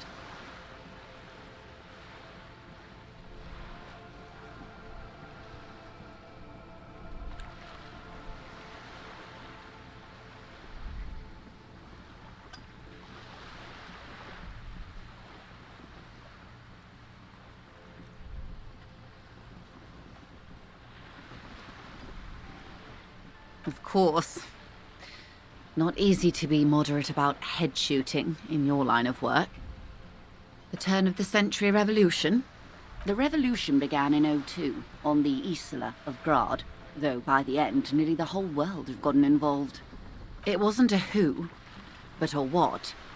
A pandemic of Zarat, a particularly virulent prion disease, which the authorities in Grad proved unable to contain. Then Mazov came along and overthrew the government.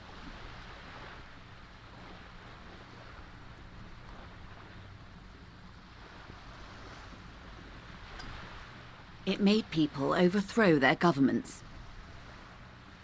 Indeed, Zarat is a highly infectious microorganism that destroyed brain tissue.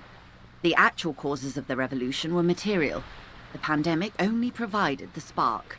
From Revachol and Grad? Not far. The world managed to cauterize itself. Mazov's government was overthrown in '08, and the coalition crushed the Revachol commune 2 years later. It was the end. Why? You and I, officer. Something tells you her life and yours are not that similar. Maybe it's because she has a boat and you have that necktie? A pair of pants? No doubt. But we share the same time and position on the planet's crust. That counts for more than you think. A city-state divided into free market zones under the everlasting interregnum of the Coalition of Nations. And you, of course, the citizens' militia. The clatter of typewriter keys fills the main hall of the reappropriated silk mill. Precinct 41. Chad Tilbrook presses enter. Outside, Officer Elfboy Williams slams the door of an armored motor carriage. The Zone of Control is the third incarnation of Revachol, after the failure of the Suzerain and the Commune. Modernity. They developed the marvels of the inter-eastlery communication, telematic milieus, radiation, colored plastics. Meanwhile, 43 years. Hard to fathom, I know. The 20s saw a decade of urban war, west of the river leveled, offshore platforms in flames. Still, it's regarded as an improvement on what came before. 08 to 19 was simply hell. The 30s? Things settled down in the 30s. Revachol East transformed itself into the world's largest tax haven, with the international community's blessing. For the first time in a long time, it seemed like things were going somewhere. No. It was a market mirage fueled by cocaine and quantitative easing. The 40s dispelled it like a cold splash, an Isla-wide hangover, you might say. And here we are. Welcome to reality, baby. From the looks of it, the 50s haven't been much better for the Zone of Control. You can see it in her eyes. Days slipping away. I've no right to be dissatisfied. This shirt is Barbara Muscova, this raincoat is impervious to rain and is guaranteed for 100 years. My daughters will wear it. No, it's just...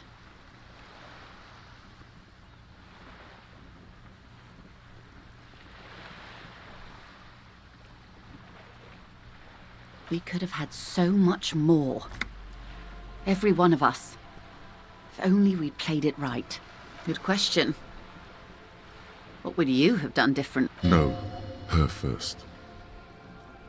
And I asked you, past-less detective of the citizens' militia, what insight has acute encephalopathy given to you?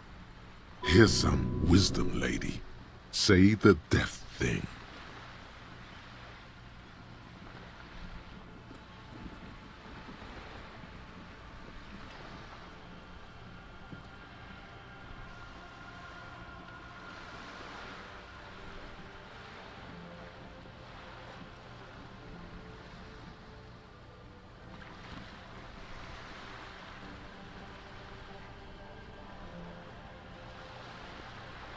A cold creeps up your spine, reaching its tendrils up your neck, toward the back of your head. So a quarter of humanity simply lost their minds. And how would you stop a prion, a complex folding protein, unlife, with a technology 50 years ago?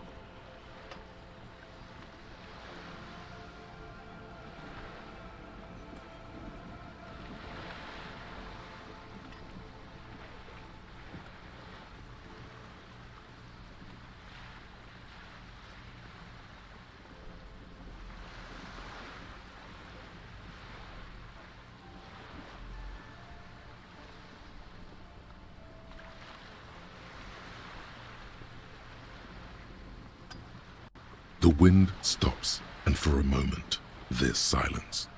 The charge dissipates into the dark water. All is quiet on the Martinez Inlet.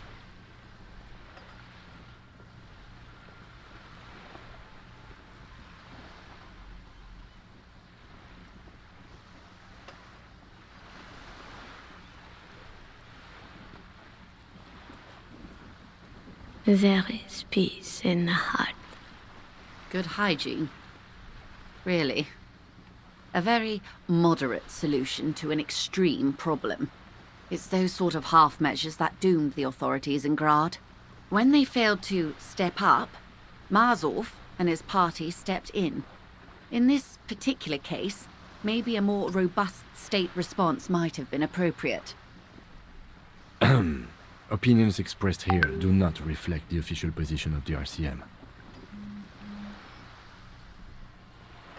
And what is your official position, Lieutenant? My position, ma'am? My parents got ripped to shreds in the revolution. I would have gone the same way. I was saved by being 2 years old. That's my position. The abattoir. Understandable.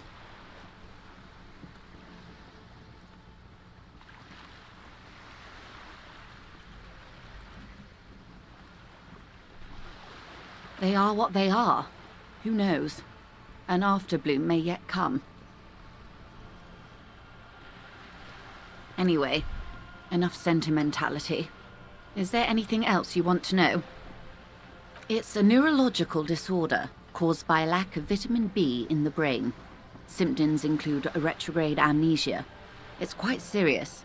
You should get yourself checked out. She conveys it in short, cold bursts, trying not to invest too deeply in the condition of this doomed detective. Well, it's either bariatric surgery or long-term alcohol use. She nods slowly. What this boils down to is, this reality thing is stupid. Blow this joint, grab a bottle, and drain that shit right down your... Yes, and perform autoerotic asphyxiation on yourself with your funny necktie! Out in the open somewhere! Wait. This reality thing is the only game in town. It's probably in your interest not to blow it.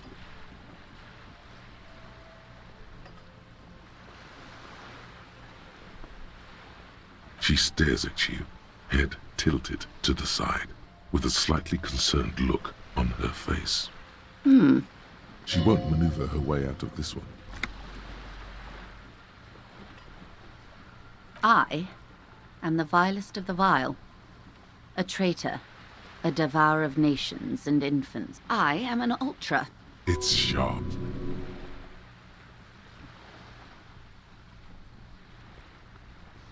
Haven't you heard? I am a nether creature of the Forbidden Swamp. One of those who pushed the king under a shit wagon and betrayed the revolution. I can see you thought I'd gone extinct. No sane person identifies as an ultra-liberal anymore. Not in broad daylight. You're a centrist at heart. A real moralist.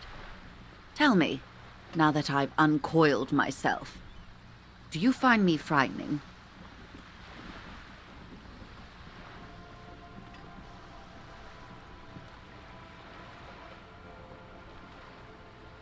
In her green eyes, you see a mixture of truth and self-satire. Decades of guilt and pride. Forgive her. But only because you like pearlescent teeth and those light green eyes. I do hope so. I hope we're able to remain collegial despite it. Remember, we were partners, whether you like to admit it or not. There's blood on many hands, I assure you. When the dust settled, the Liberals were the only ones left to clean up the mess. By virtue of their survival, they were handed enormous power to shape the future. This was all with due respect to our overlords, the eternal caretaker government that keeps Martinez a monument to the efficacy of its artillery.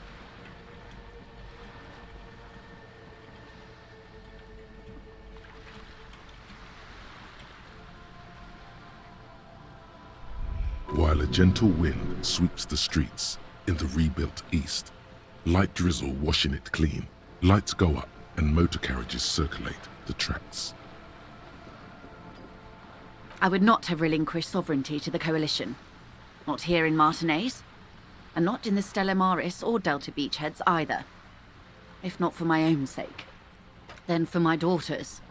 We had an obligation to defend our sovereignty. We should have burned the whole Isola down rather than let them have it. Dark orange flames reflect in her green eyes, an oil fire on the ocean. Perhaps. My intellectual vanity will be my undoing. Yes, I suppose I am. But I wouldn't be a patriot anywhere but here. Seditious talk, man. Yes. Whatever else I am. I'm also a mother.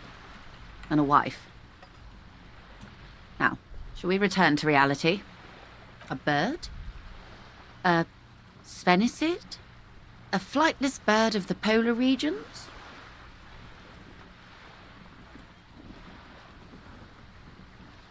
Some sort of krill hunter? No, wait. You're an ancient ruin. A symbol of hubris and decay. Half submerged in some salty sea. Of course you're not, my dear. I'm just terrible at guessing games. Ah! This is the pier of Rue de Saint-Ghislain, 33A, or 2. A pre-revolutionary tenement. Old buildings are called tenements, you see. And new buildings, bâtiments. After les bâtiments nouveaux. But 33A and 33B are not new. This one used to be 8 to 10 stories tall. A real high-rise by the standards of the last century. Built to mirror the skyscrapers across the bay in the Delta. That was before the war, of course. Mostly the urban middle class, I believe. This was once primo real estate, before the cannons lopped 4 or 5 stories off. Splat, splat. Wonderful.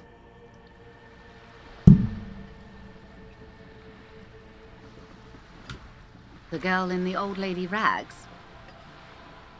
Looks like a sullen and rebellious member of a teen infraculture. Yes, you and I belong to the supraculture.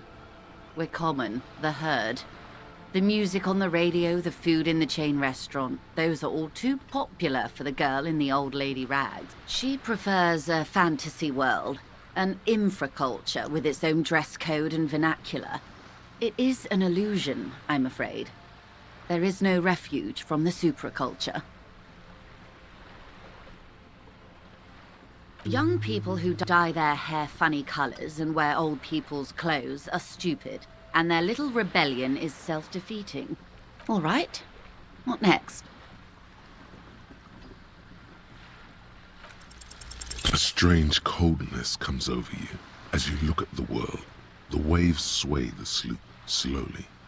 The doubt is fully formed in your head. The alien feeling persists, yet something's still missing. You have finished mulling over the jamais vu thought, but your conceptualization skills are not nuanced enough to make. Glad to have been of assistance.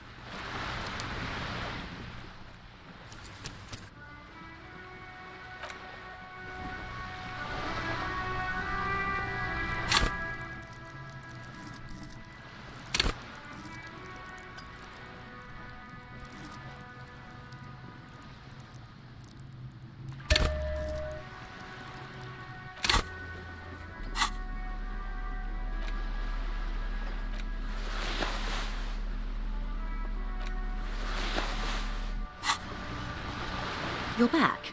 Good. What can I... More lessons in basic reality? What is all of this? The scent, the sound, the air. What world? The only one, I suppose. The world of matter. And its pale antipode. The camera of her mind glides over the surface of the water. Great bodies of water. Forest-covered surfaces. Clusters of light where the cities lie. You've seen the montage. We all have. This world is enough. There is a term of endearment they coined for it. In the DeLorean century. When humanity was high on this world. Discovering more and more of it. These archipelagos included. Elysium. It does. There are those who would call it hell. A term of hatred that originates, like many such things, with the Mesk petro-fascists. Oh, you want a picture of the world? There is no complete set yet, dear. They're having some trouble reaching orbit. Great things are difficult to achieve. For now, we're viewing the world from the inside, sideways. We used to think it was a sphere, but that is beginning to look less and less likely by the day. You wouldn't know it from the tabloids, but the ORG nations have been launching weather balloons into the lower ionosphere since the 30s. ORG, Occident Revichol-Grad. There's a steadily increasing trickle of images.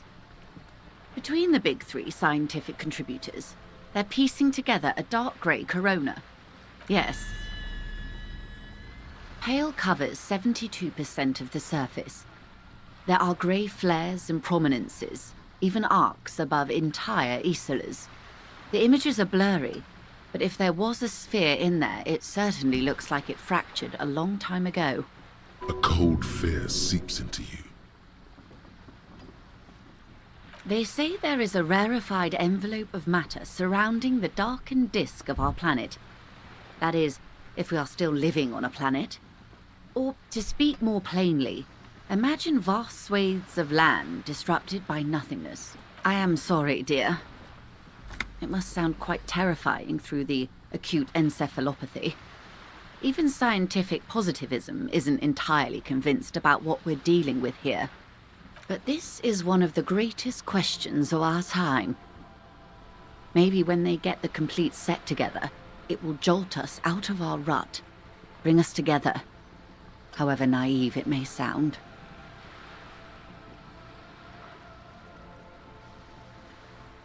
I don't know about things of that scale.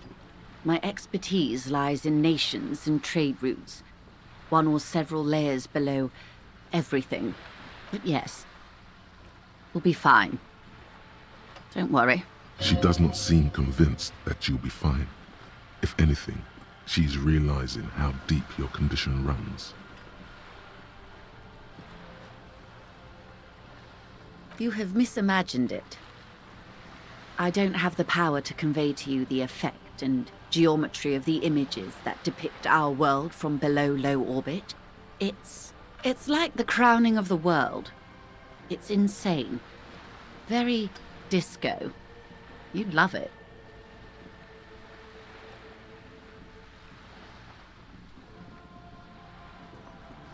See? Everyone finds something worth holding on to in this world, however wasted its opportunities. The cold seeps into you. The air is heavy with 80% humidity. Suddenly, you're conscious of yourself standing there, on whatever this all is. Your arms hang down by your sides. The lieutenant observes you both, silently. He adjusts his glasses. The Pale is not, technically speaking, part of reality. Yes. Also, I think we've had enough excitement for today. Remember, we have a cadaver to attend to. His voice is low, but firm. All she can say is, Of course, Lieutenant. Let's try something else.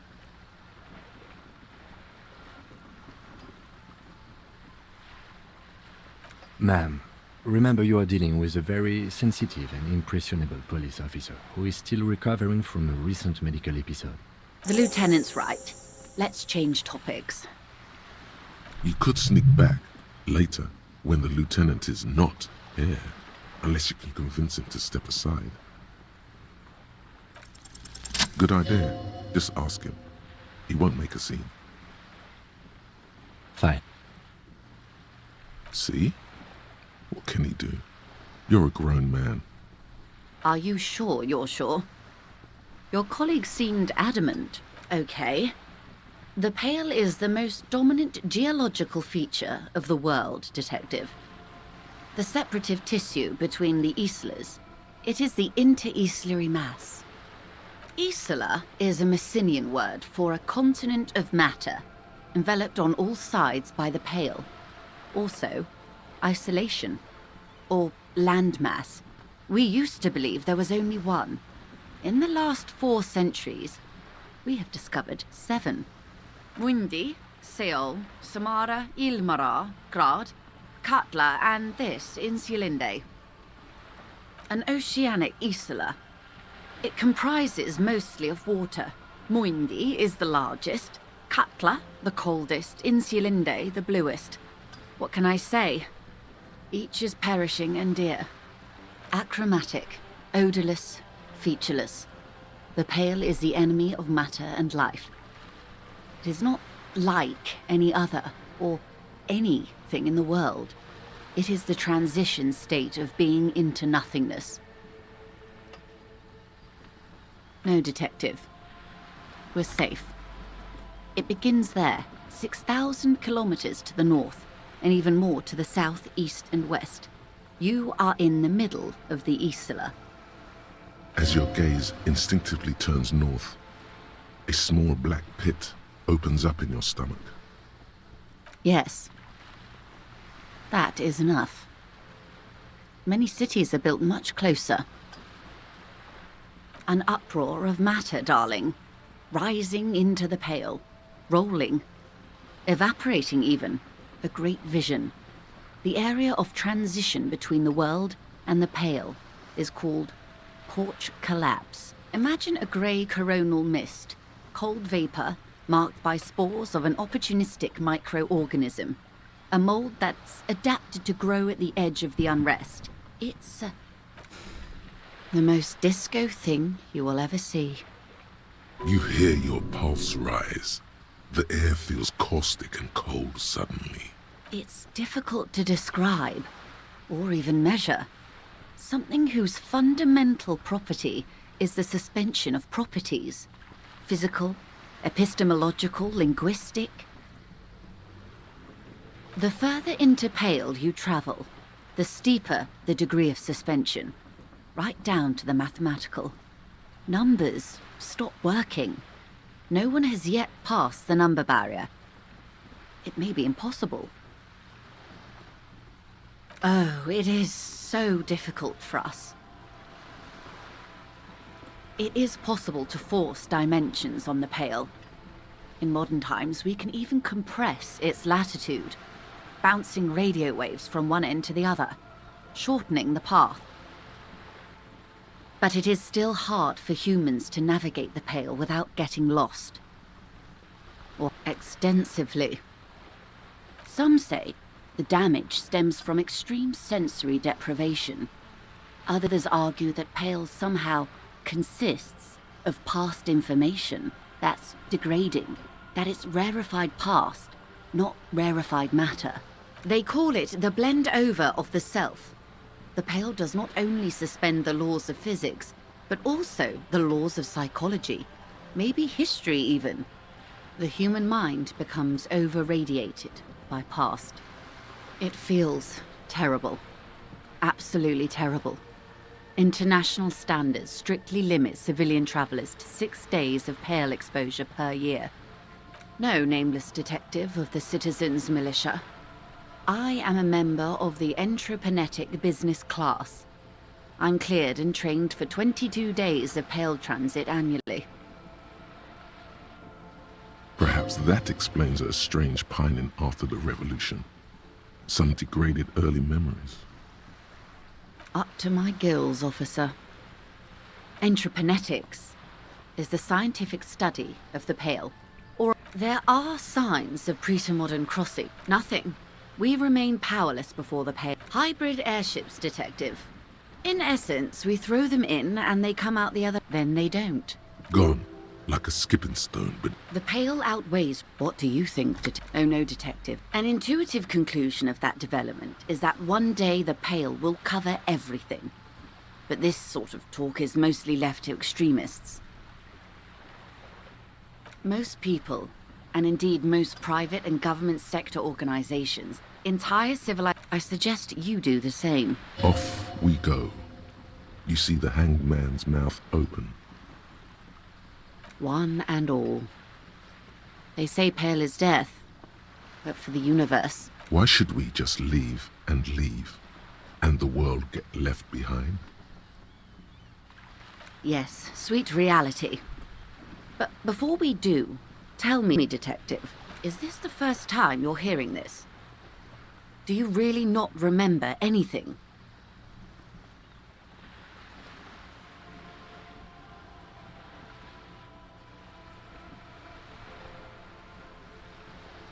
Beyond curious.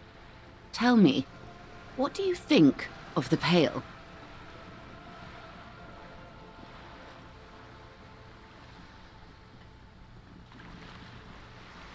Mm-hmm. You really didn't know.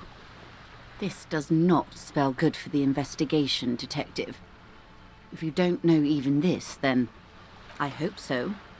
I truly do. If I may suggest, hold on to your colleague, Kitsuragi. I ran a check on him and he is very competent. In the meanwhile... Some of that assurance is meant for herself, as much as it's meant for... You have me. I will assist you in any way I can, even if we have to do it one basic term at a time. Good. You have not passed out from it. Perhaps I worried for nothing. Are we still on the reality lowdown, or should we do actual police work now? But I did. Anyway. Damn it, you're a grown man, the lieutenant thinks. Shouldn't have gotten protective hair. Good luck, detectives. Aces high. For the rest of the world, the aces high is just a cool Revachol thing. Politically neutral. In Revachol, it still holds revolutionary connotations. Also, have you looked at Lieutenant Kitsuragi's clothes? He wears a bomber jacket, just like the ones worn by aerostatic brigades, and those cargo pants could store tools for hot-fixing your aerostatic. Maybe you should ask him about this.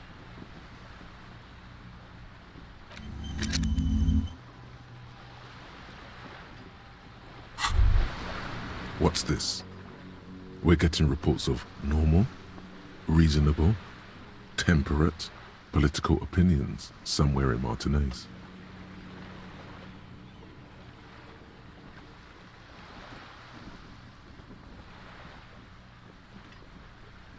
Of course, a radical centrist.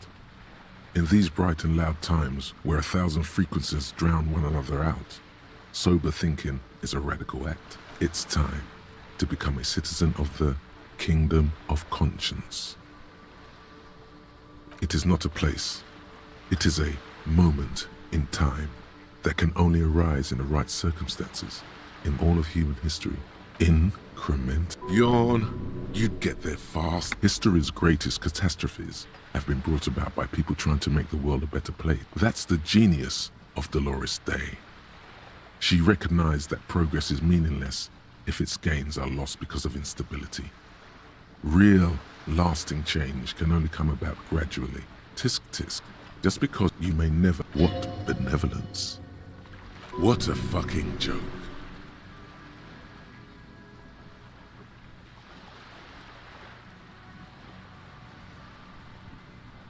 Do you believe the status quo is preferable to chaos and bloodshed?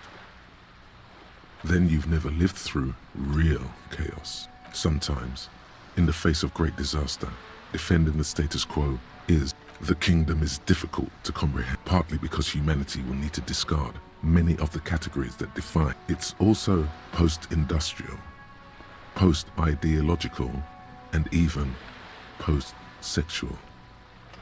What you want is immaterial. The kingdom of conscience is coming, whether you like it or not, only very slowly.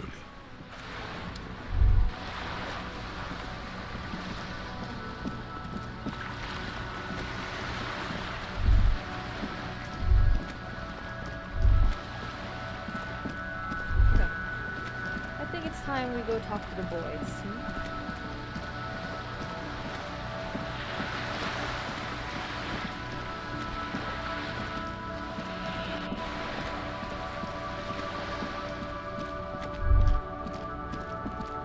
I petted that thing. The dented yellow mailbox.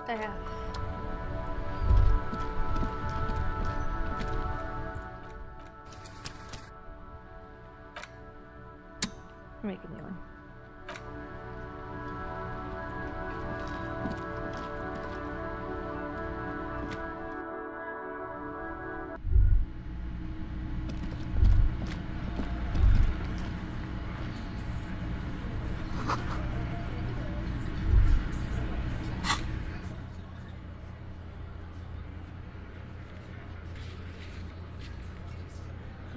I think I I should slow down a bit on the whole communist thing.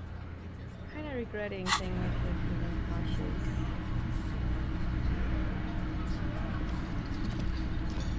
But I mean, I did. Let me handle this. Detective Disorientated. Are you still wondering where you are? This is Martinez, in case you've forgotten. I advise you not to overstay your welcome.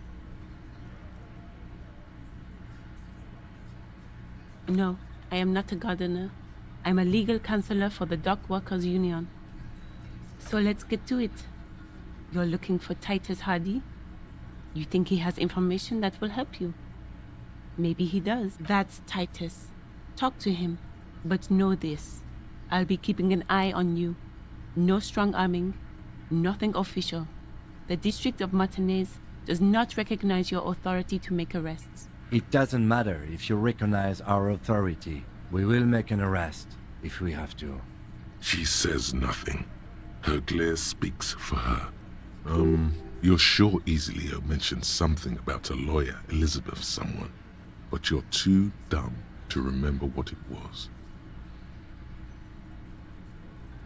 Like I already told you, I'm a legal counselor. Do you have hearing problems?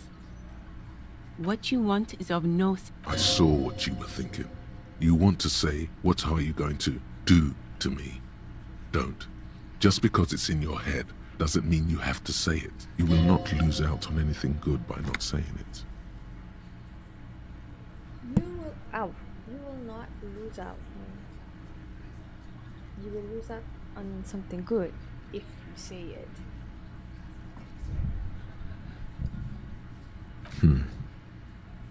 Oh shit. What are we going to do to you? You were specifically asked not to say that, and then you said it anyway. You junior delinquent. But you still did.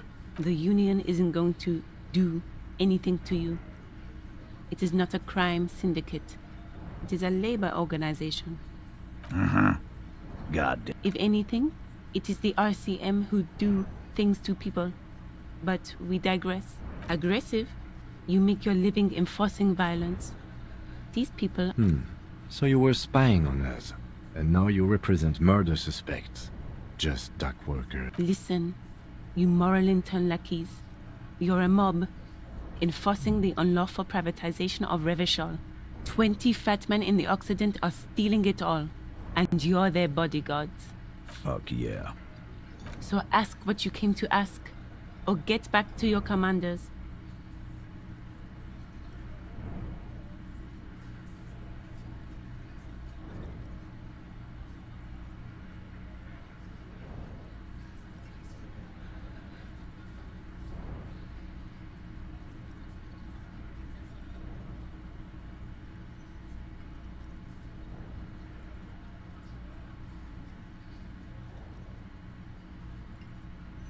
Let's.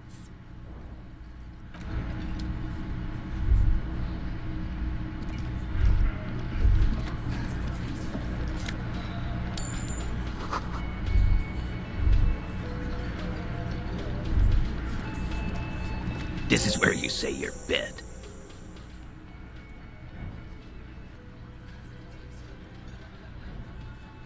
He's used to giving orders and having them obeyed immediately. You should not indulge him. Detective.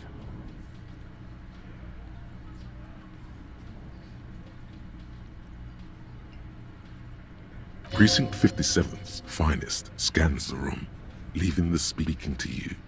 He trusts you. Maybe against his better judgment, but he does.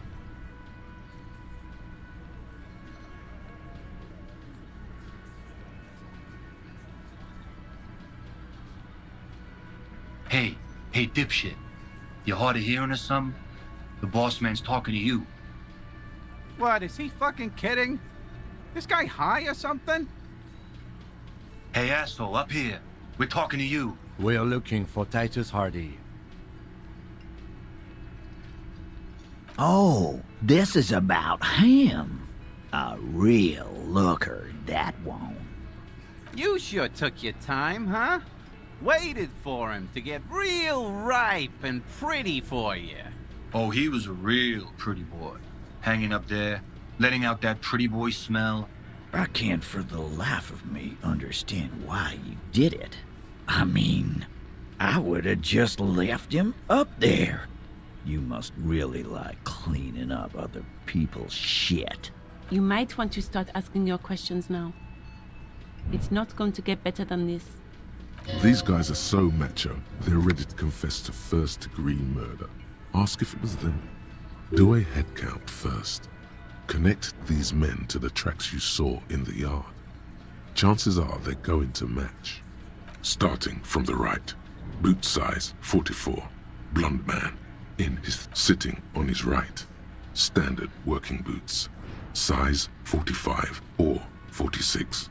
Eldest in the room, probably mid-50s.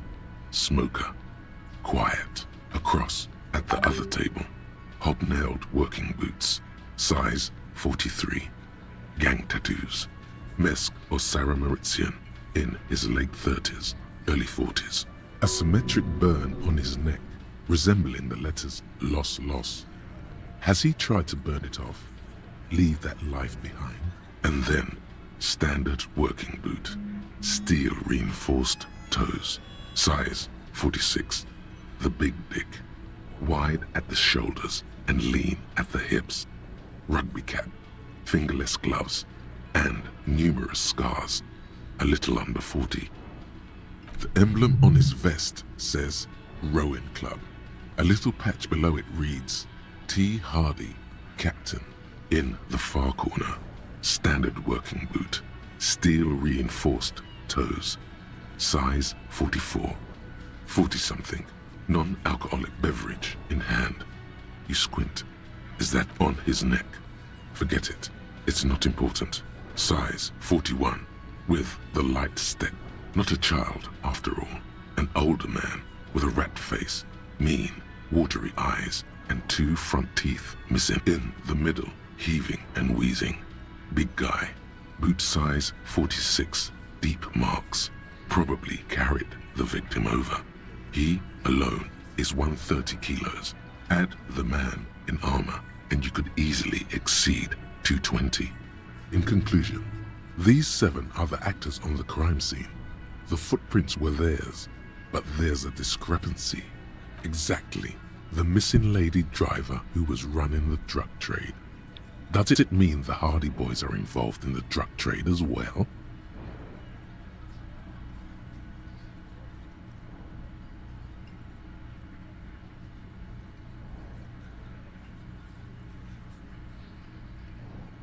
Maybe.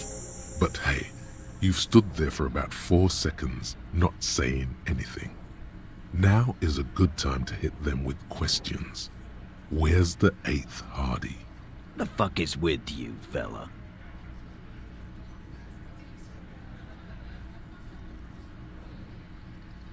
What are you talking about, madman? There's no 8th Hardy Boy. There's 7 of us and we're all here.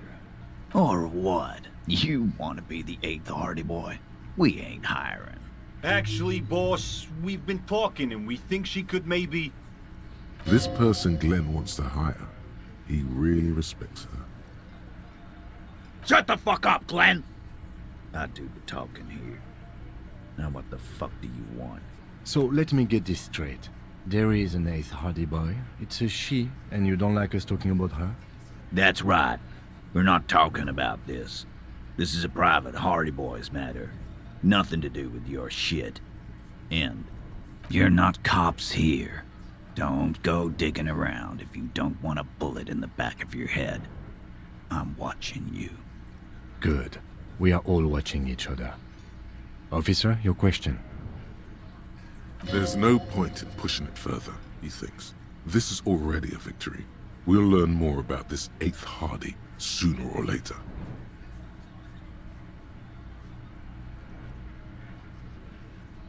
The pretty boy. You guys really love talking about that pretty boy. Funny. But my partner and I have a serious matter to discuss with you. Container belt? Like we use in the harbor? Because we took it from the harbor where we work. Then we went out back and used it to hang him. As he speaks, his fists contract, going through the pulling motion again, savoring it. We did this. Together. All of us. Until he was dead. That's why there's a container belt around his neck.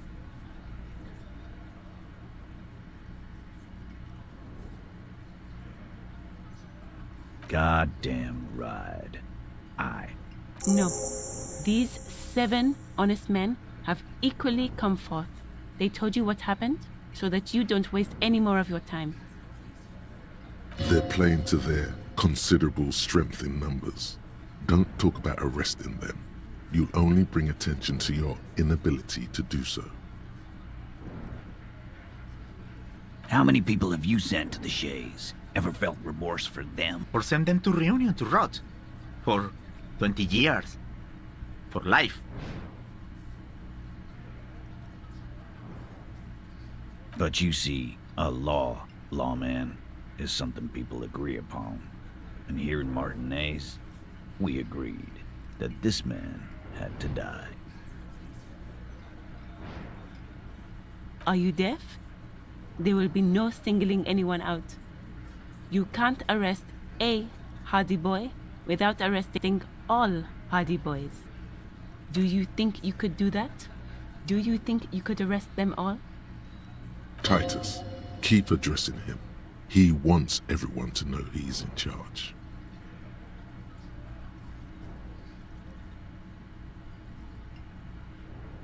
Who do you fucking think does?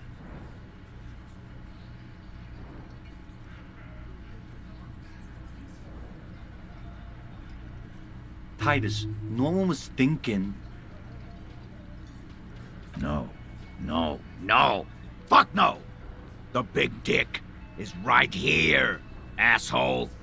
You're looking at it. Right. Fucking here.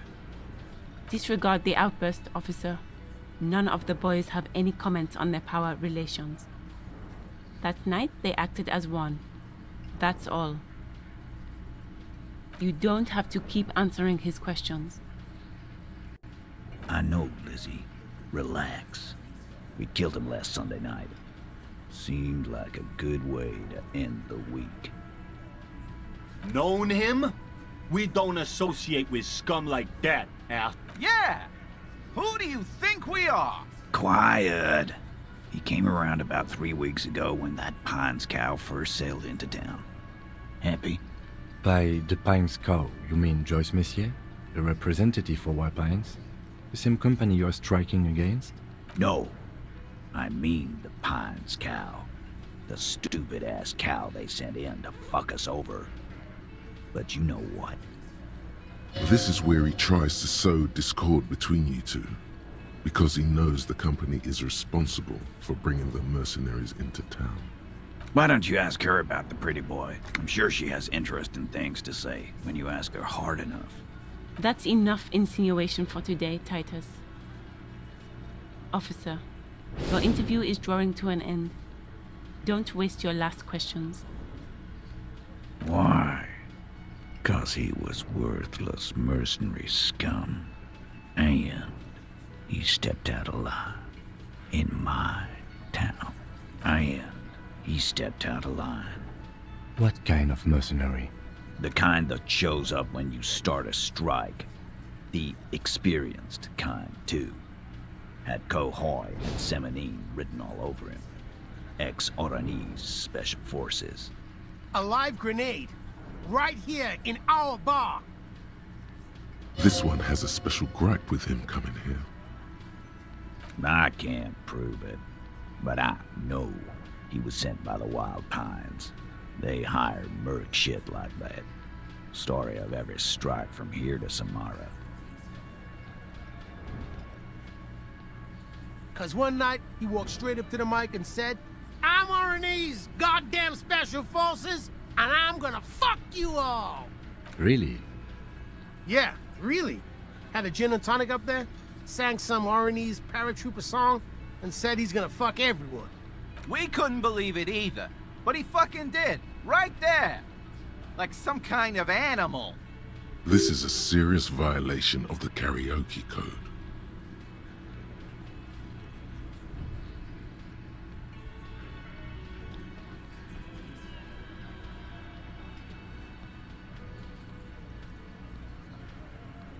Wrong.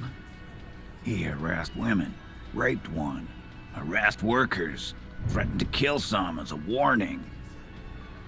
There's slight unease in him suddenly. He regrets mentioning the rape. To kill us all, if we don't open the gates, if we don't let the scabs in, if we don't bend over. And that was before he started coming here.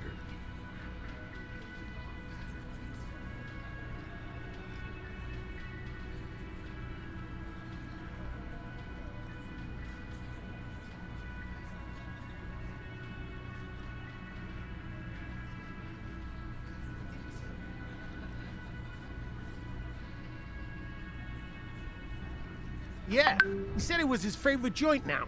Started to come in here every night. Drinking, grabbing girls. Grabbed one of ours mid-karaoke, right there on the stage.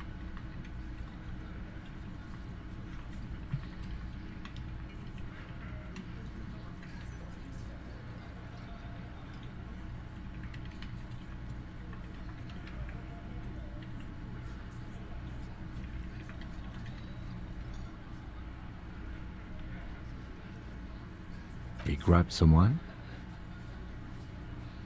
Yeah. This girl's on the mic. A beautiful girl. Young. Gets into the second verse of Lover Lake. The fucker grabs her legs, starts screaming. Show me your cunt! Why don't you show me your cunt? Then, he gets knocked on the head with a wine bottle. Doesn't even fall down. Aren't you fucking listening? My man is talking to you. He took care of it. They got the girl out before anything else could happen. Yeah, me and Eugene got her out. Aren't you fucking listening?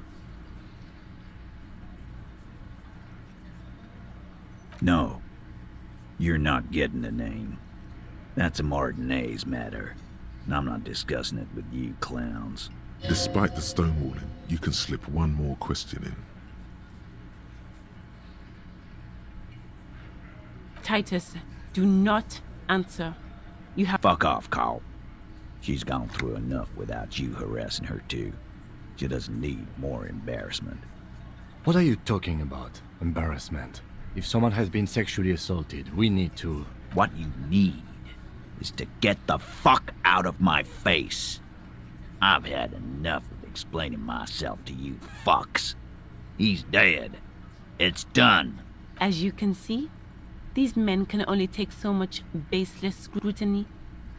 I'm doing my best to keep the situation civil, but... It won't be for long, she means. It's true. She was the only thing holding him back.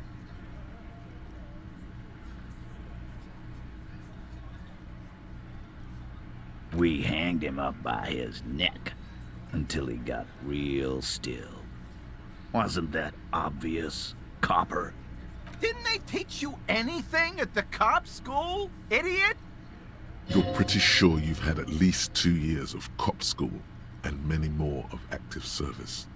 Certainly enough to not put up with this backsass. Deliver a knockdown observation.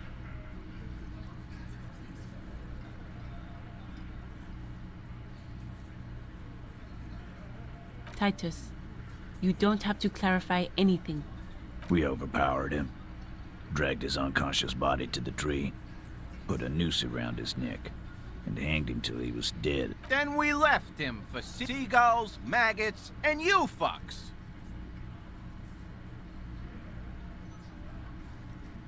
With numbers, asshole. How do you think? You're right, Lizzie. I've done enough explaining here. No, he hasn't. Not yet. Weren't you fucking listening? The fucker came to our bar. Titus lets the others clear out the details, so he doesn't get his hands muddy with explaining too much.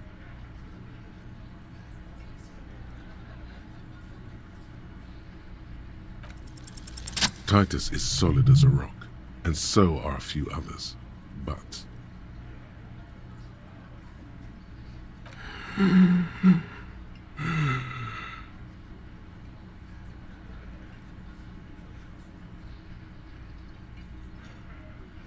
No. Of course he's having trouble breathing. Just look at how fucking fat he is. Fuck off, Shanky. Angus is a powerful guy. All muscle. keep your eye on this powerful guy. Sooner or later, he's going to break like a piece of twig. And fuck you, too, Copper. Picking on Angus like this. We're done with this schoolyard shit. And just so you know, he doesn't have trouble breathing. His all-muscle comment wasn't sarcastic. He's genuinely trying to look out for Angus. This one is a stone wall. You won't get more out of them about the night of the murder. Not yet. Like what, Copper?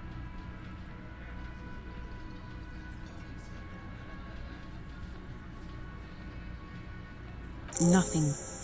Your investigation here is done. Leave Martinez, go back to your stations where you belong. I think we're going to stick around, thanks. Some things don't add up here, Titus. I've done this job for long enough to know that people don't just confess to first-degree murder, even if it is a group responsibility. We're going to look into this. Good luck with that. You've heard everything a rent-a-cop is gonna hear from us. Real law officials. You're lucky you didn't get a beating. Rent-a-cop? So that's what this is about. He doesn't see you as his equals.